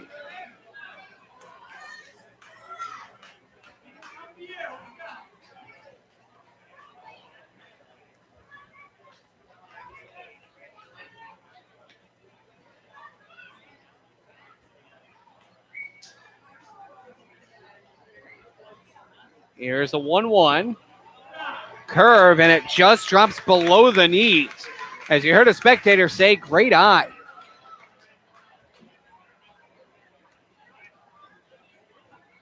Hughes will see a 2-1 count with 2 men gone, 2 men in scoring position as the Suns are down by 2. 2-1 is blown away. Now it's 3-1. Of course, a base knock would be great, but anything that keeps the inning alive, including a walk, that would be the next best thing at this point. The all-star first baseman, Patrick Sullivan, is on deck. Well, the Nats been slumping a little bit, but what better time to come out of said slump? Here's a 3-1. Called strike as they hit the lower outside corner. Hughes thought about trotting over to first, but it did not. A little bit antsy, but you could tell that he kind of realized, like, oh, wait a minute, that's a debatable call. I should stay put, because he kind of held up, like, right around the middle of the plate. Good call on him to not show up the ump. Cruz with a 3-2 count here. Important pitch. Here's a payoff.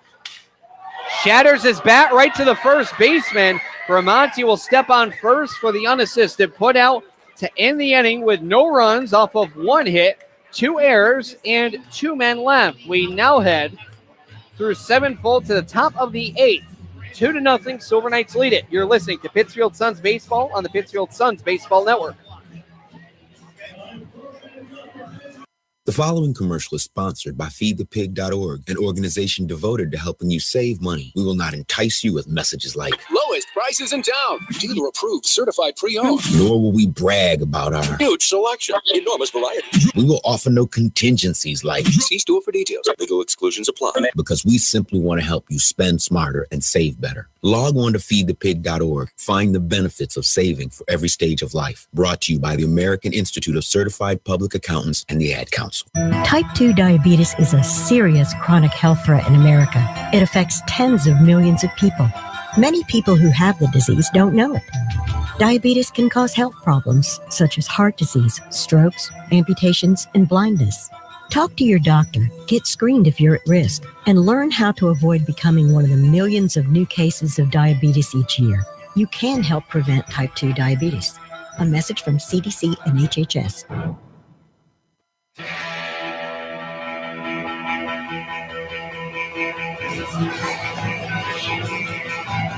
Top of the 8th with the only man not to take some swings with a lumber stick. Cody Morissette will dig in. He's 0 for 3 on the day, however, with a double play in the first, a strikeout in the 4th, and a ground out to first in the 6th. Well, Suns fans are hoping for a rally here, but they can at least take some solace in the fact that the North Shore Navigators are almost surely headed to a loss at this point. Top of the 6th, they have 6 outs left to collect 9 runs against the Martha's Vineyard Sharks, which is likely not going to happen.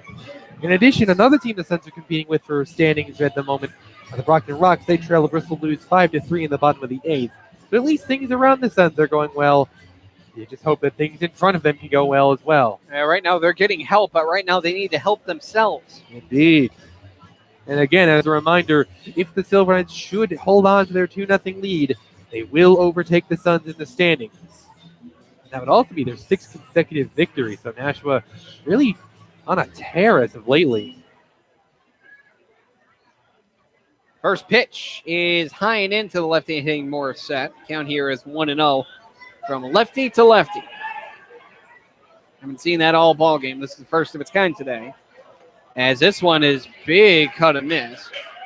Count here is 1 ball, 1 strike. Oh, Billy, look at this line right here. 2 runs on 2 hits versus nothing on 7 hits. That is just ridiculous. Curveball just misses, and now it'll be a 2-1 set. less than a third of the hits, but still up 2-0. Jeez. Here's a 2-1. Oh, boy, a little chin music there, but Morissette with already a clean-shaven face is going to now see a 3-1 count.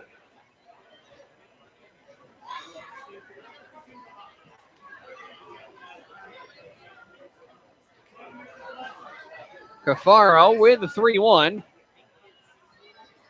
Just low it looks, and now it's going to be a walk. A lot of walks administered over the last couple of innings. That's the 5th walk given up since Isaiah Mestre left the game. And that'll do it. It's going to bring up Brody Altier. It looks like he is the trace for the Suns, just added today. And actually, I believe they're optioning to him. Yes, they are.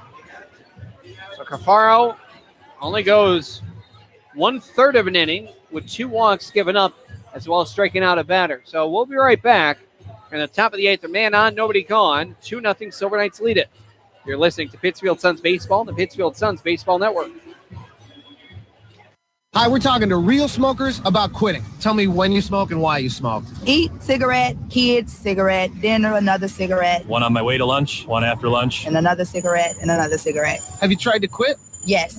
I become angry. It ain't that easy. You can't just quit cold turkey. I tried. What would you do different? Actually having a plan and thinking it through. You have to relearn how to live your life without a cigarette in your hand. With the right plan, you can quit smoking. Free at becomeanx.org. X, a new way to think about quitting. Brought to you by X and the Ad Council. Give yourself the gift of a comfortable retirement by setting some cash aside for yourself. Saving a little of your monthly income can be as affordable as the average holiday gift. If retirement is near, you'll want to start saving right away. If you're younger, begin saving now, and compound interest will help your retirement funds snowball. A great way to figure out how much you'll need to save for retirement is to learn how much you'll get from Social Security. Do that in minutes at www.socialsecurity.gov/estimator. Salagadoola, menchikaboola, bibbidi-bobbidi-boo. You must be your fairy godmother. Yes. It doesn't take a fairy godmother to tell you that the right fit means everything. Good heavens, child.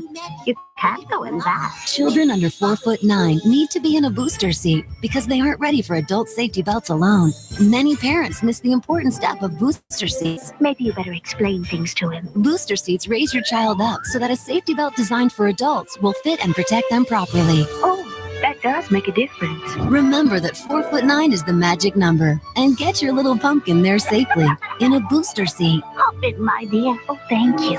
And like Cinderella, you can live happily ever after. It's like a dream.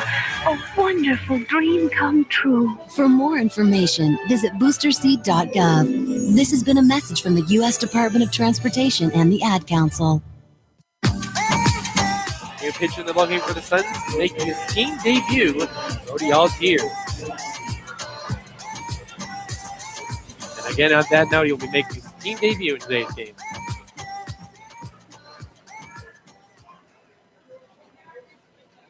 Altier, true righty, 5'11", 165 pounds.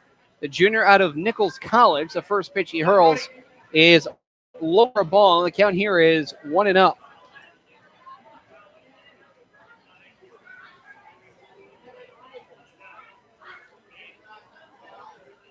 The 1-0 is high for a ball, now 2-0. We've seen this from the other two relievers. Hopefully not going to continue that. And all going downhill since Isaiah Mestre left the game. Here's the pitch, as that one is in there for a called strike. Count here is now 2-1. Altier going to be facing off against his college teammate, Nathan Cormier.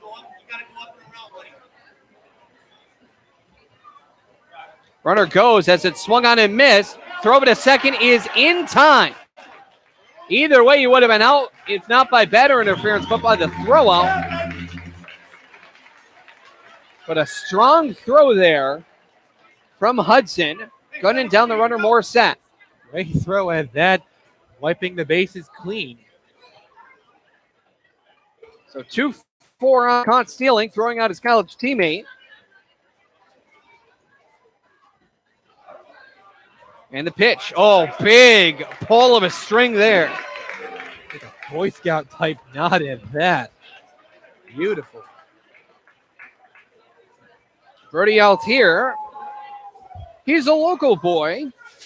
He's soon to be junior at Nichols College, graduate of Mount Greylock High School, and resides in North Adams, Mass.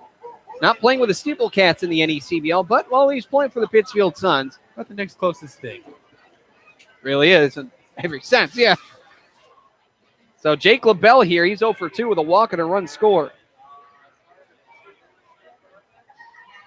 This is not Jake LaBelle. This is a pinch hitter for the DH, Tyler Littlefield.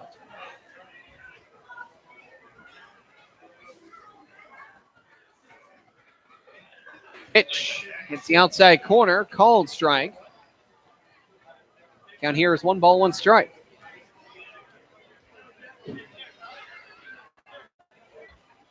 Looking at him on the season, a .215 hitter, a homer with 8 RBI, 11 walks and 25 strikeouts.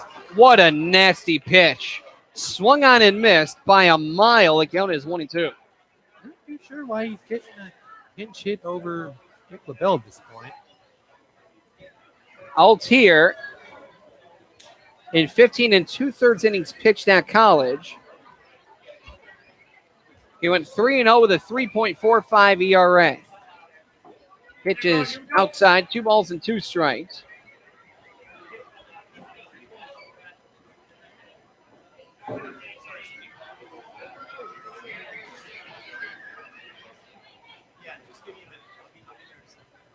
Long hold for Altier. Now the pitch. Just misses outside, and now it's full, 3-2. Here we go.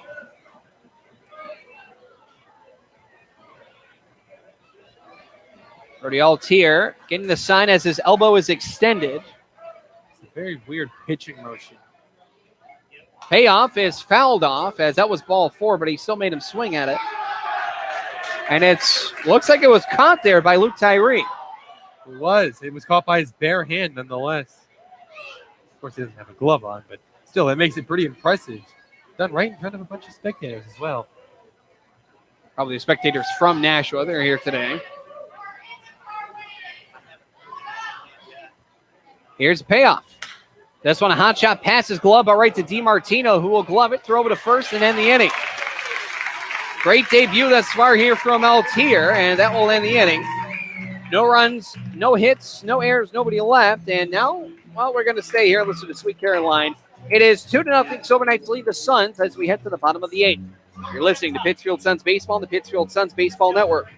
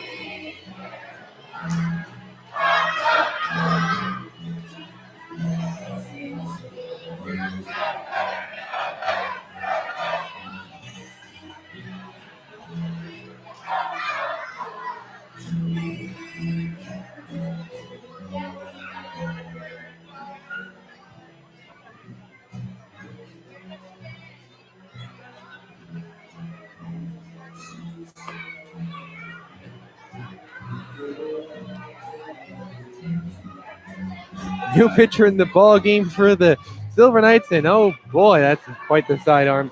That's going to be Joe Brissett. 15 appearances, Brissett has covered 17 flat, giving him 21 hits, 6 earned runs on 10 walks and 9 strikeouts, 3 winning decisions with 2 losing, and a 3.17 ERA. Interesting pitching motion to interesting pitching motion. You have Altier, who has a sidearm overhand. Now you have Brissett with a sidearm submarine lined up. It is truly unique.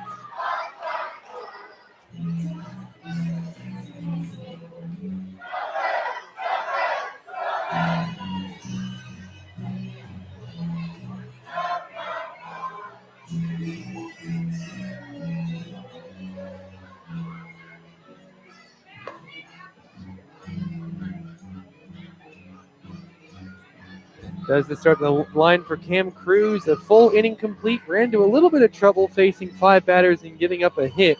But he ultimately put up 2 strikeouts on the efficient 15 of 20 for strike pitching to hold up his end of the bargain. Suns looking to get at least something. They weren't really able to do much against Dufault. Sure, they got a base hit out of him every inning, and only 1 base hit every inning thus far. No runs and 7 hits in 7 innings. Selective hitting at its best, or in this case, well, as much as you have as many hits as you do, and also at its worst, nothing has been doing for the Suns. Nothing at all. Another 0 spot up on the board. 6 outs left to change that. They're 0-9 with runners in scoring position today. Ouch. They're going to look to change that with Sullivan, DiMartino, and Matthews due up on deck and in the hole.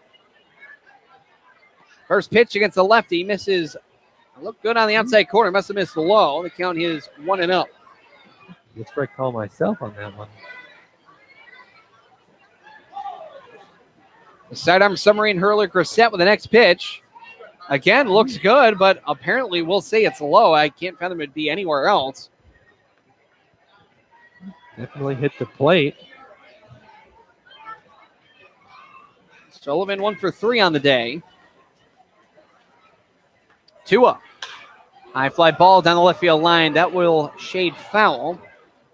Now 2 balls and 1 strike.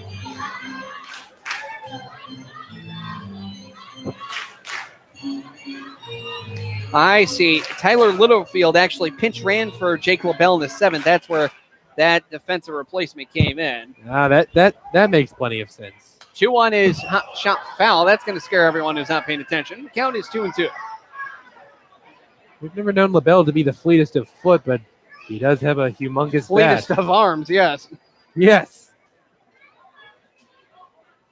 That definitely explains the substitution a lot better at that rate. Pitch called strike 3.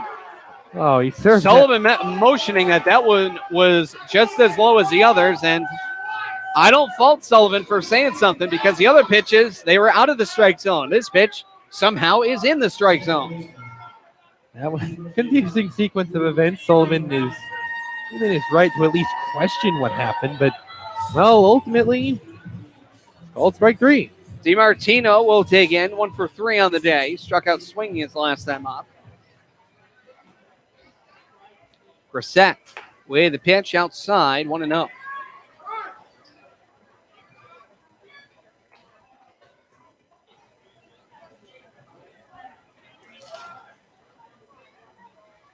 Next pitch. Oh, looks good. Yeah. And apparently misses. I can only fathom it must have been too low. 2-0 is pitch. Well, no debate. Now 3-0.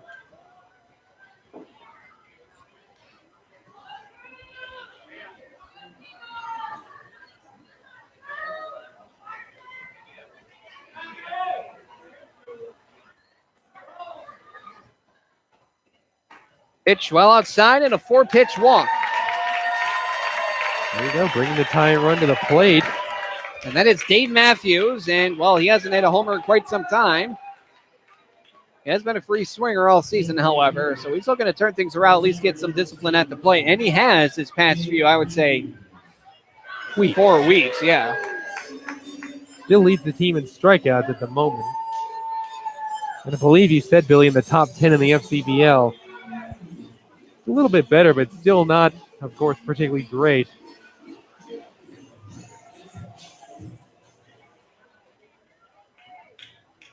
DiMartino will lead off first with a modest lead. The pitch misses outside, and the count here is 1-0 for Grissett. He's facing off against a lefty and Matthews, and not only does Matthews have the advantage in terms of sensible baseball styles, lefty versus righty, etc.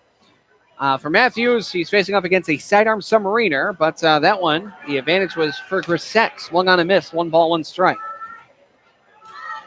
With a sidearm submariner of Grissett, he cannot overthrow the ball. If he does, that's going to go well in, and, well, that'll put Matthews on first at least. Assuming he doesn't swing at it. 1-1 hits the outside. No. What? Wow. Called ball as this one was easily over the outside corner. I do not know what is a ball and a strike here this inning. Yeah, that's... Ooh. I'm going to wait. I'm not even going to assume of what it is. It's a pickoff throw over to first. And no indication, so he must be safe.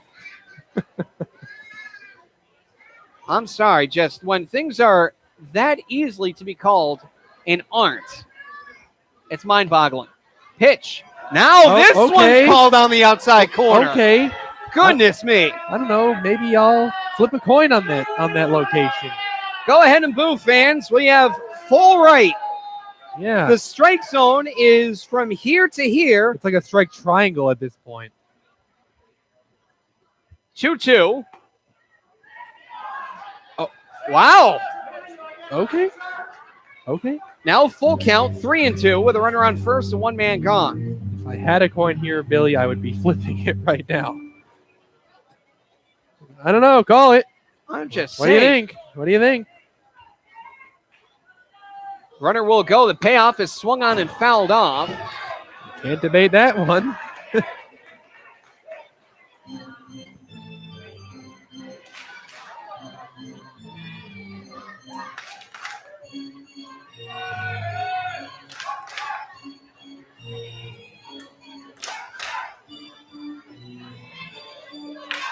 Looks like there's a pitcher warming up in the pen for the Silver Knights at least. Here's a pitch called strike 3. Well, Matthew's not liking the call. At least that pitch was a correct called one. Sure, the correct call is great, but we could be maybe getting a little more consistency. That would be great. Ivan Nunez will dig in 1 for 3 on the day. Grounded out to short his last time up. Well, as far as Nunez goes, if Brissett keeps locating pitches in that neck of the woods, there might not be a debate on the call because it may simply result in Nunez moving to first. So, for the moment being, we could potentially at least put this discussion on the table. High fly ball to center. Back there is Tyree. And he will collect the final out of the inning. No runs for once. No hits. No errors. And one man left. We head through 8 full to the top of the 9th with a 2-0 lead for the visiting Nashua Silver Knights. You're listening to Pittsfield Suns Baseball on the Pittsfield Suns Baseball Network. Are you prepared in the event of a disaster? I'm Jim Cantori, reminding you that the best way to make your family safer is to be prepared before disaster strikes. First, build a disaster supply kit with enough supplies for each family member for at least 3 days. Next, make a family communication or evacuation plan. Finally, stay informed. Listen to local radio and TV reports when disasters are imminent. For more information on how you can be Red Cross ready, contact your local American Red Cross chapter or visit redcross.org. Type 2 diabetes is a serious chronic health threat in America. It affects tens of millions of people. Many people who have the disease don't know it. Diabetes can cause health problems such as heart disease, strokes, amputations, and blindness. Talk to your doctor, get screened if you're at risk, and learn how to avoid becoming one of the millions of new cases of diabetes each year. You can help prevent type 2 diabetes. A message from CDC and HHS. Give yourself the gift of a comfortable retirement by setting some cash aside for yourself. Saving a little of your monthly income can be as affordable as the average holiday gift. If retirement is near, you'll want to start saving right away. If you're younger, begin saving now, and compound interest will help your retirement funds snowball. A great way to figure out how much you'll need to save for retirement is to learn how much you'll get from Social Security. Do that in minutes at www.socialsecurity.gov/estimator. Brody Altier is going to stick it out for the 9th as he had a great debut in the 8th, pitching 2/3 of an inning with a strikeout and a ground out. And now for the Suns, they're going to try to at least hold the 2-0 deficit here.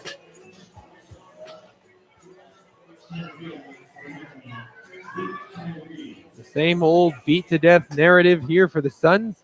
good pitching, great starting, but a lifeless offense. That's at this point, it's pretty much beating a dead horse at this rate. Unfortunately, we can't just stop, I suppose. We're going to come from behind the bottom of the ninth. Here's the pitch.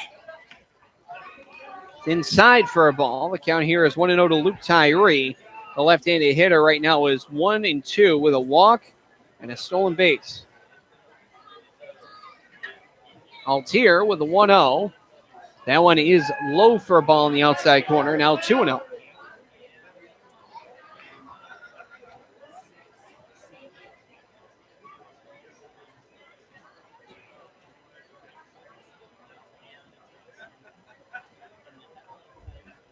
From Altier. Swung on a chopper off the mound to DiMartino. Great glove. A throw over to first and in time. That was an underrated great play there from DiMartino as the ball ricocheted off the mound and went more toward his left. Not just DiMartino, though, on Sullivan's end as well. Good hand-eye coordination.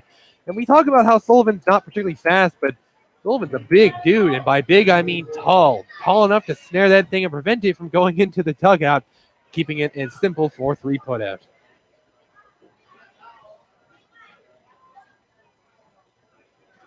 He's going to bring up Andrew Gorham, who's actually grounded out twice to DiMartino.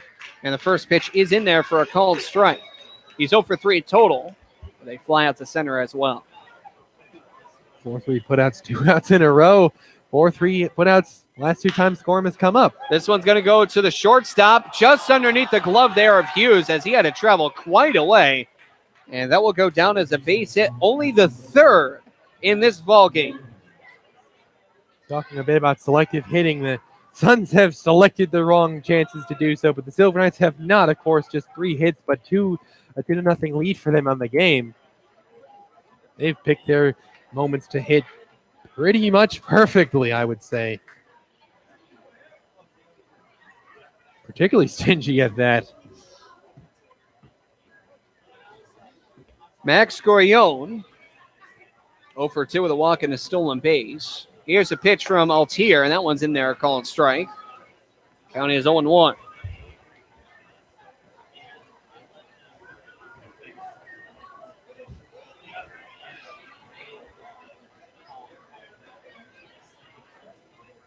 Pitch is well outside. 1 ball, 1 strike, 1 man gone, 1 man on.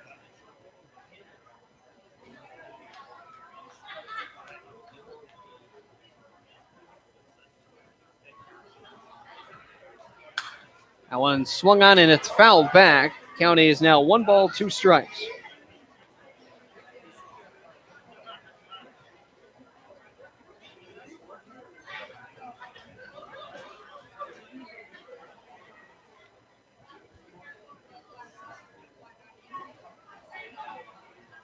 Here's the 1-2. And that one bounces away, gets away from the catcher. Throw over to second is not in time. DiMartino cannot get a handle on it, so that was in the dirt, and it will go down as a wild pitch. Kind of a bobbled reception at that. Looked like the throw was about a half a second ahead of time, but just flat-out bobbled reception and allow the runner to get into scoring position. If it was any higher, I think the throw would have been on line and in time, but with the ground kicking it up, especially the high grass here at Wacona Park, it is going to slow the ball down. Gorione with a 2-2 count now. Brody Altier in his son's debut, checks second, and the 2-2.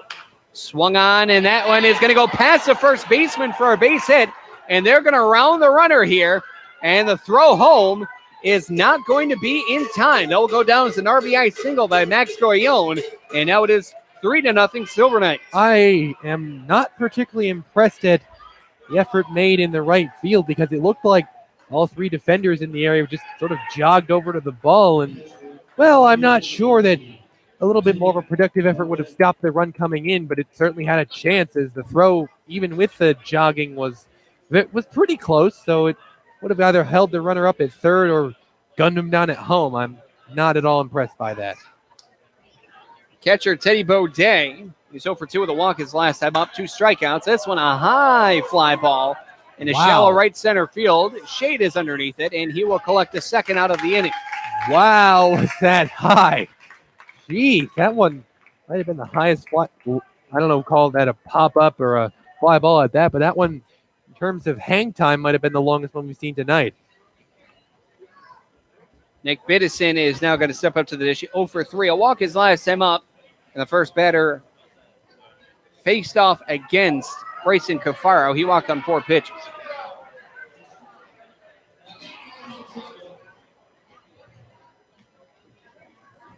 From the stretch, Altier. The runner goes, and now they got him. Throw over to first in time. Yeah, that's how you do it. The runner was off, and then he was caught in no man's land. Really had nothing there. So it'll be caught stealing 1-3, and that is going to end the inning. But the Suns give up a run off 2 hits, no errors, and 1 man left. Now they find themselves down 3-0, headed to the bottom of the ninth. New pitcher in the ballgame as well. You're listening to Pittsfield Suns Baseball on the Pittsfield Suns Baseball Network. The following commercial is sponsored by feedthepig.org, an organization devoted to helping you save money. We will not entice you with messages like lowest prices in town, dealer approved, certified pre-owned. Nor will we brag about our huge selection, enormous variety. We will offer no contingencies like see store for details. Legal exclusions apply. Because we simply want to help you spend smarter and save better. Log on to feedthepig.org. Find the benefits of saving for every stage of life. Brought to you by the American Institute of Certified Public Accountants and the Ad Council. Exercise is hard. So is maintaining a healthy diet. Of course, neither is half as hard as dying. Sadly, type 2 diabetes, heart disease, and stroke kill nearly 1 million people a year. Even sadder, most of these deaths are preventable with a few lifestyle changes, including regular activity, healthier eating, and not smoking. Talk to your doctor about your risk for type 2 diabetes and heart disease. And if your doctor recommends lifestyle changes or medication, listen. The reason so many die is because not enough are willing to change. You can stop it, starting right now. It's your life. Listen to your doctor. Eat better. Get moving. Visit checkupamerica.org or call 1-800-DIABETES. A message from the American Diabetes Association.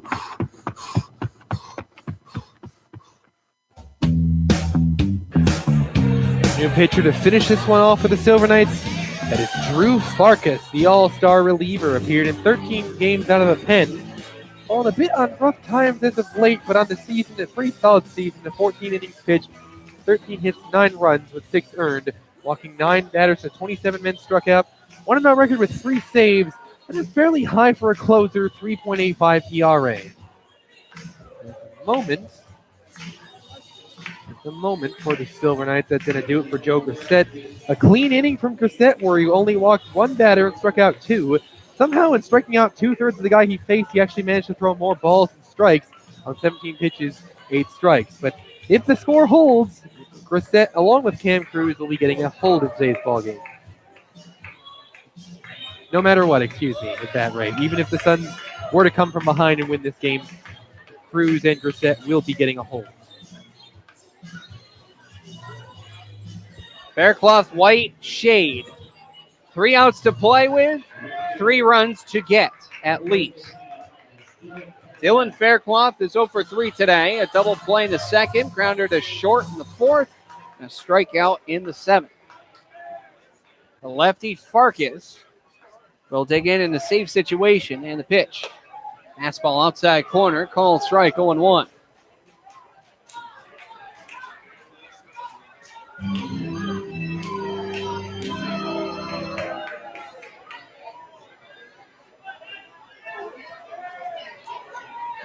Here's the 0-1, and that one gets away from the catchers. This one was blown away. Now, 1 ball, 1 strike.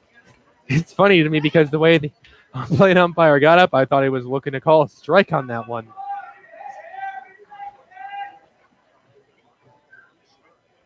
It'll be a 1-1 count. Farkas, the lefty, will set. And the 1-1. Swung on a high drive to right, but that one's going to go foul. I don't think that one fell off the 10. I think that one got caught up on the 10, did it? Yeah, they're hitting the 10 from underneath, and it will pop out. There you go. You got it.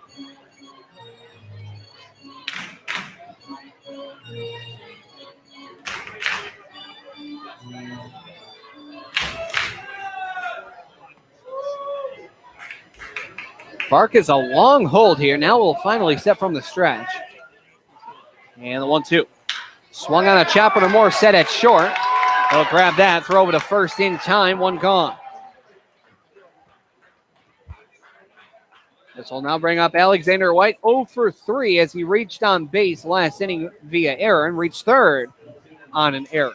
So looking at Morris said, you can see how he made that error he made a little bit ago, because watching him just throw that ball, you can easily tell his release on the ball is really, really early.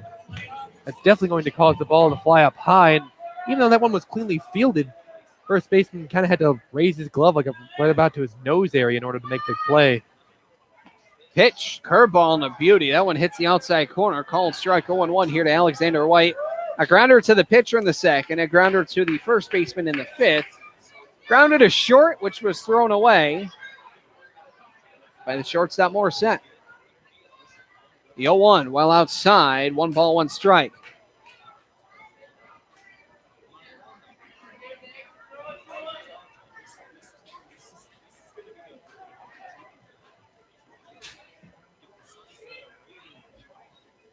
Here's the next pitch. Swung on down the right field line. Will shade foul and go out of play.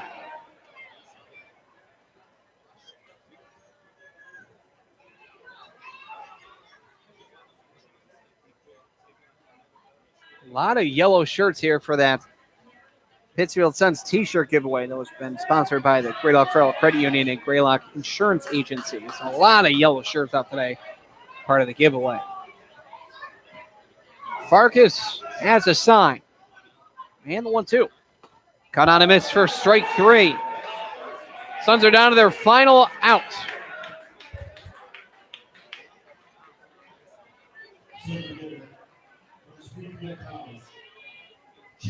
So Chad Shade, it's all left up to him. Out of 7 hits that the Suns have, he has 2 of them, the only man that has multiple. It's 2 for 3, 2 singles, stolen back. Pitch. That one's in there, called strike, 0-1. Well thrown, and some interesting movement on that one.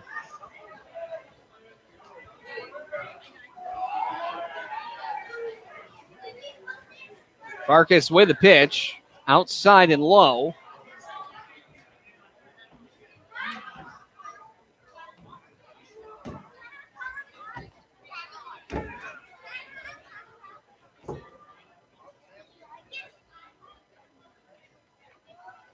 Here's the 1-1.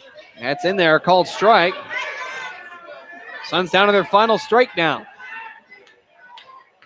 Been a rough day offensively all game long. Shady's been a positive source to this point. I wonder if he can keep the game alive at this rate. 1 strike left. 1-2. Called strike 3 down the middle.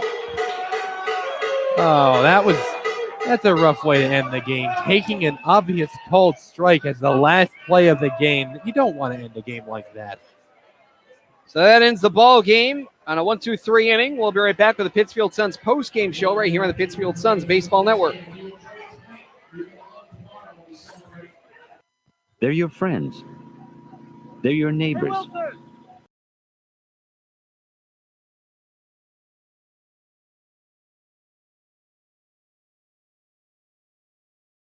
Scientists and astronauts. They're hams. They're 650,000 strong, and they're just like you, earning your... Following commercial is sponsored by feedthepig.org, an organization devoted to helping you save money. We will not entice you with messages like lowest prices in town, dealer approved, certified pre-owned. Nor will we brag about our huge selection, enormous variety. We will offer no contingencies like see store for details. Legal exclusions apply. Because we simply want to help you spend smarter and save better. Log on to feedthepig.org. Find the benefits of saving for every stage of life. Brought to you by the American Institute of Certified.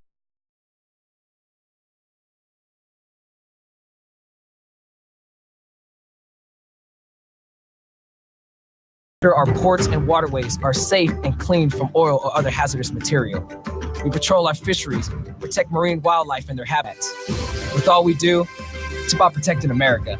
Were you born ready to protect America?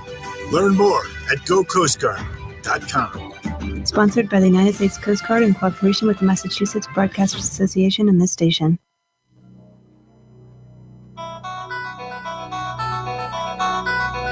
Welcome to the Pittsfield Suns post-game show on the Pittsfield Suns Baseball Network. And now, back to Paul Dowd Field at historic Wacona Park in Pittsfield with your hosts, Billy Madewell and Andrew Belarger. Welcome, ladies and gentlemen, to the Pittsfield Suns post-game show here on the Pittsfield Suns Baseball Network. Suns get shut out 3-0. Selective hitting did them in. The starting was fantastic. The relieving was not.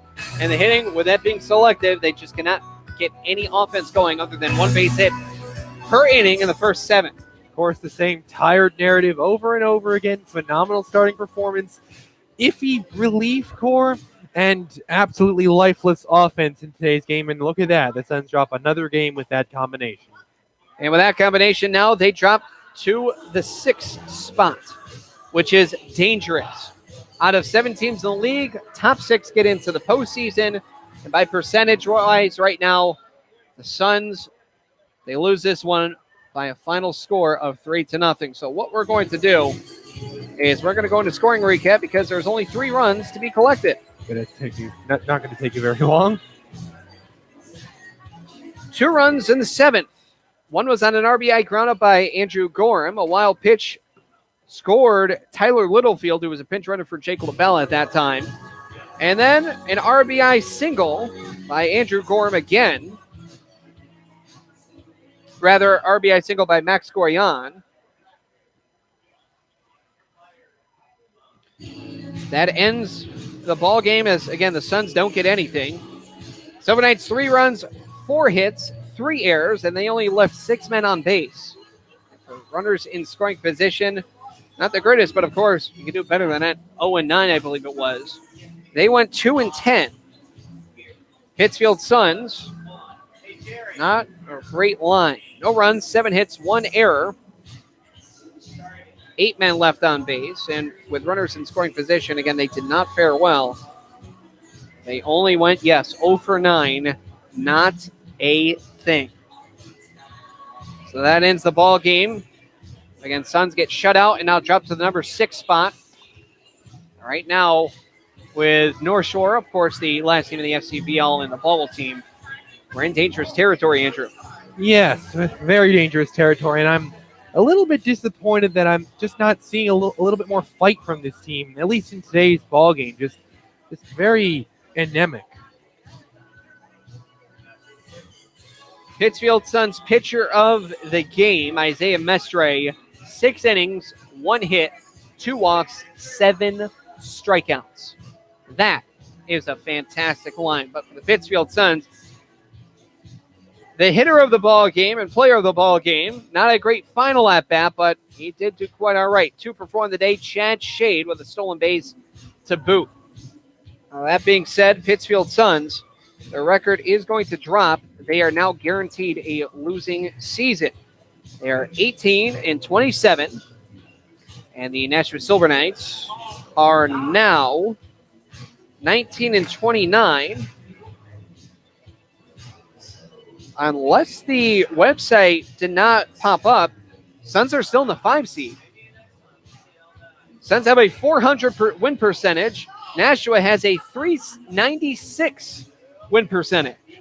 So pardon that mistake. Suns are still in the number 5 spot, but still, they're in threat of being down quite a bit. They're only 2 games ahead of North Shore and a half game ahead of Nashua, albeit the tiebreaker right now goes to Nashua. So with that, again, Suns drop this one 3-0. Andrew, what are your final thoughts on tonight's contest? Well, playoffs aside, whether the Suns should make it or not or get any particular seed, I would really call to question just the fight that this team has moving forward in today's game. Just a really questionable effort back in the top of the 9th that let a run come around to score, where I saw 3 players that could have made a great play jogging to get the ball, really just overtly passive on that one. And just that last pitch that Chad Shade took for a call strike, which was right down the middle on a game where you're down 3-0 to a team that's vying for your playoff position. I just was very unimpressed by the team today. It's one thing to lose a ball game. Like, you can accept a loss if you gave it your all, but I I very much question if we saw that from the Suns team today. Brandon Dufault is going to get the win, and for Dufault right now, trying to look at his line, is right now 4-1 on the season, a 1.52 ERA. That will dip down even further. That's a great line. And getting the loss is going to be Kyle O'Neill, who hasn't pitched in, as you said, Andrew, over a month. He's going to drop his record as well. And for that record, we're looking at him, or at least trying to. Again, the system is not cooperating here with us. O'Neill's going to drop down to 1-3 on the season.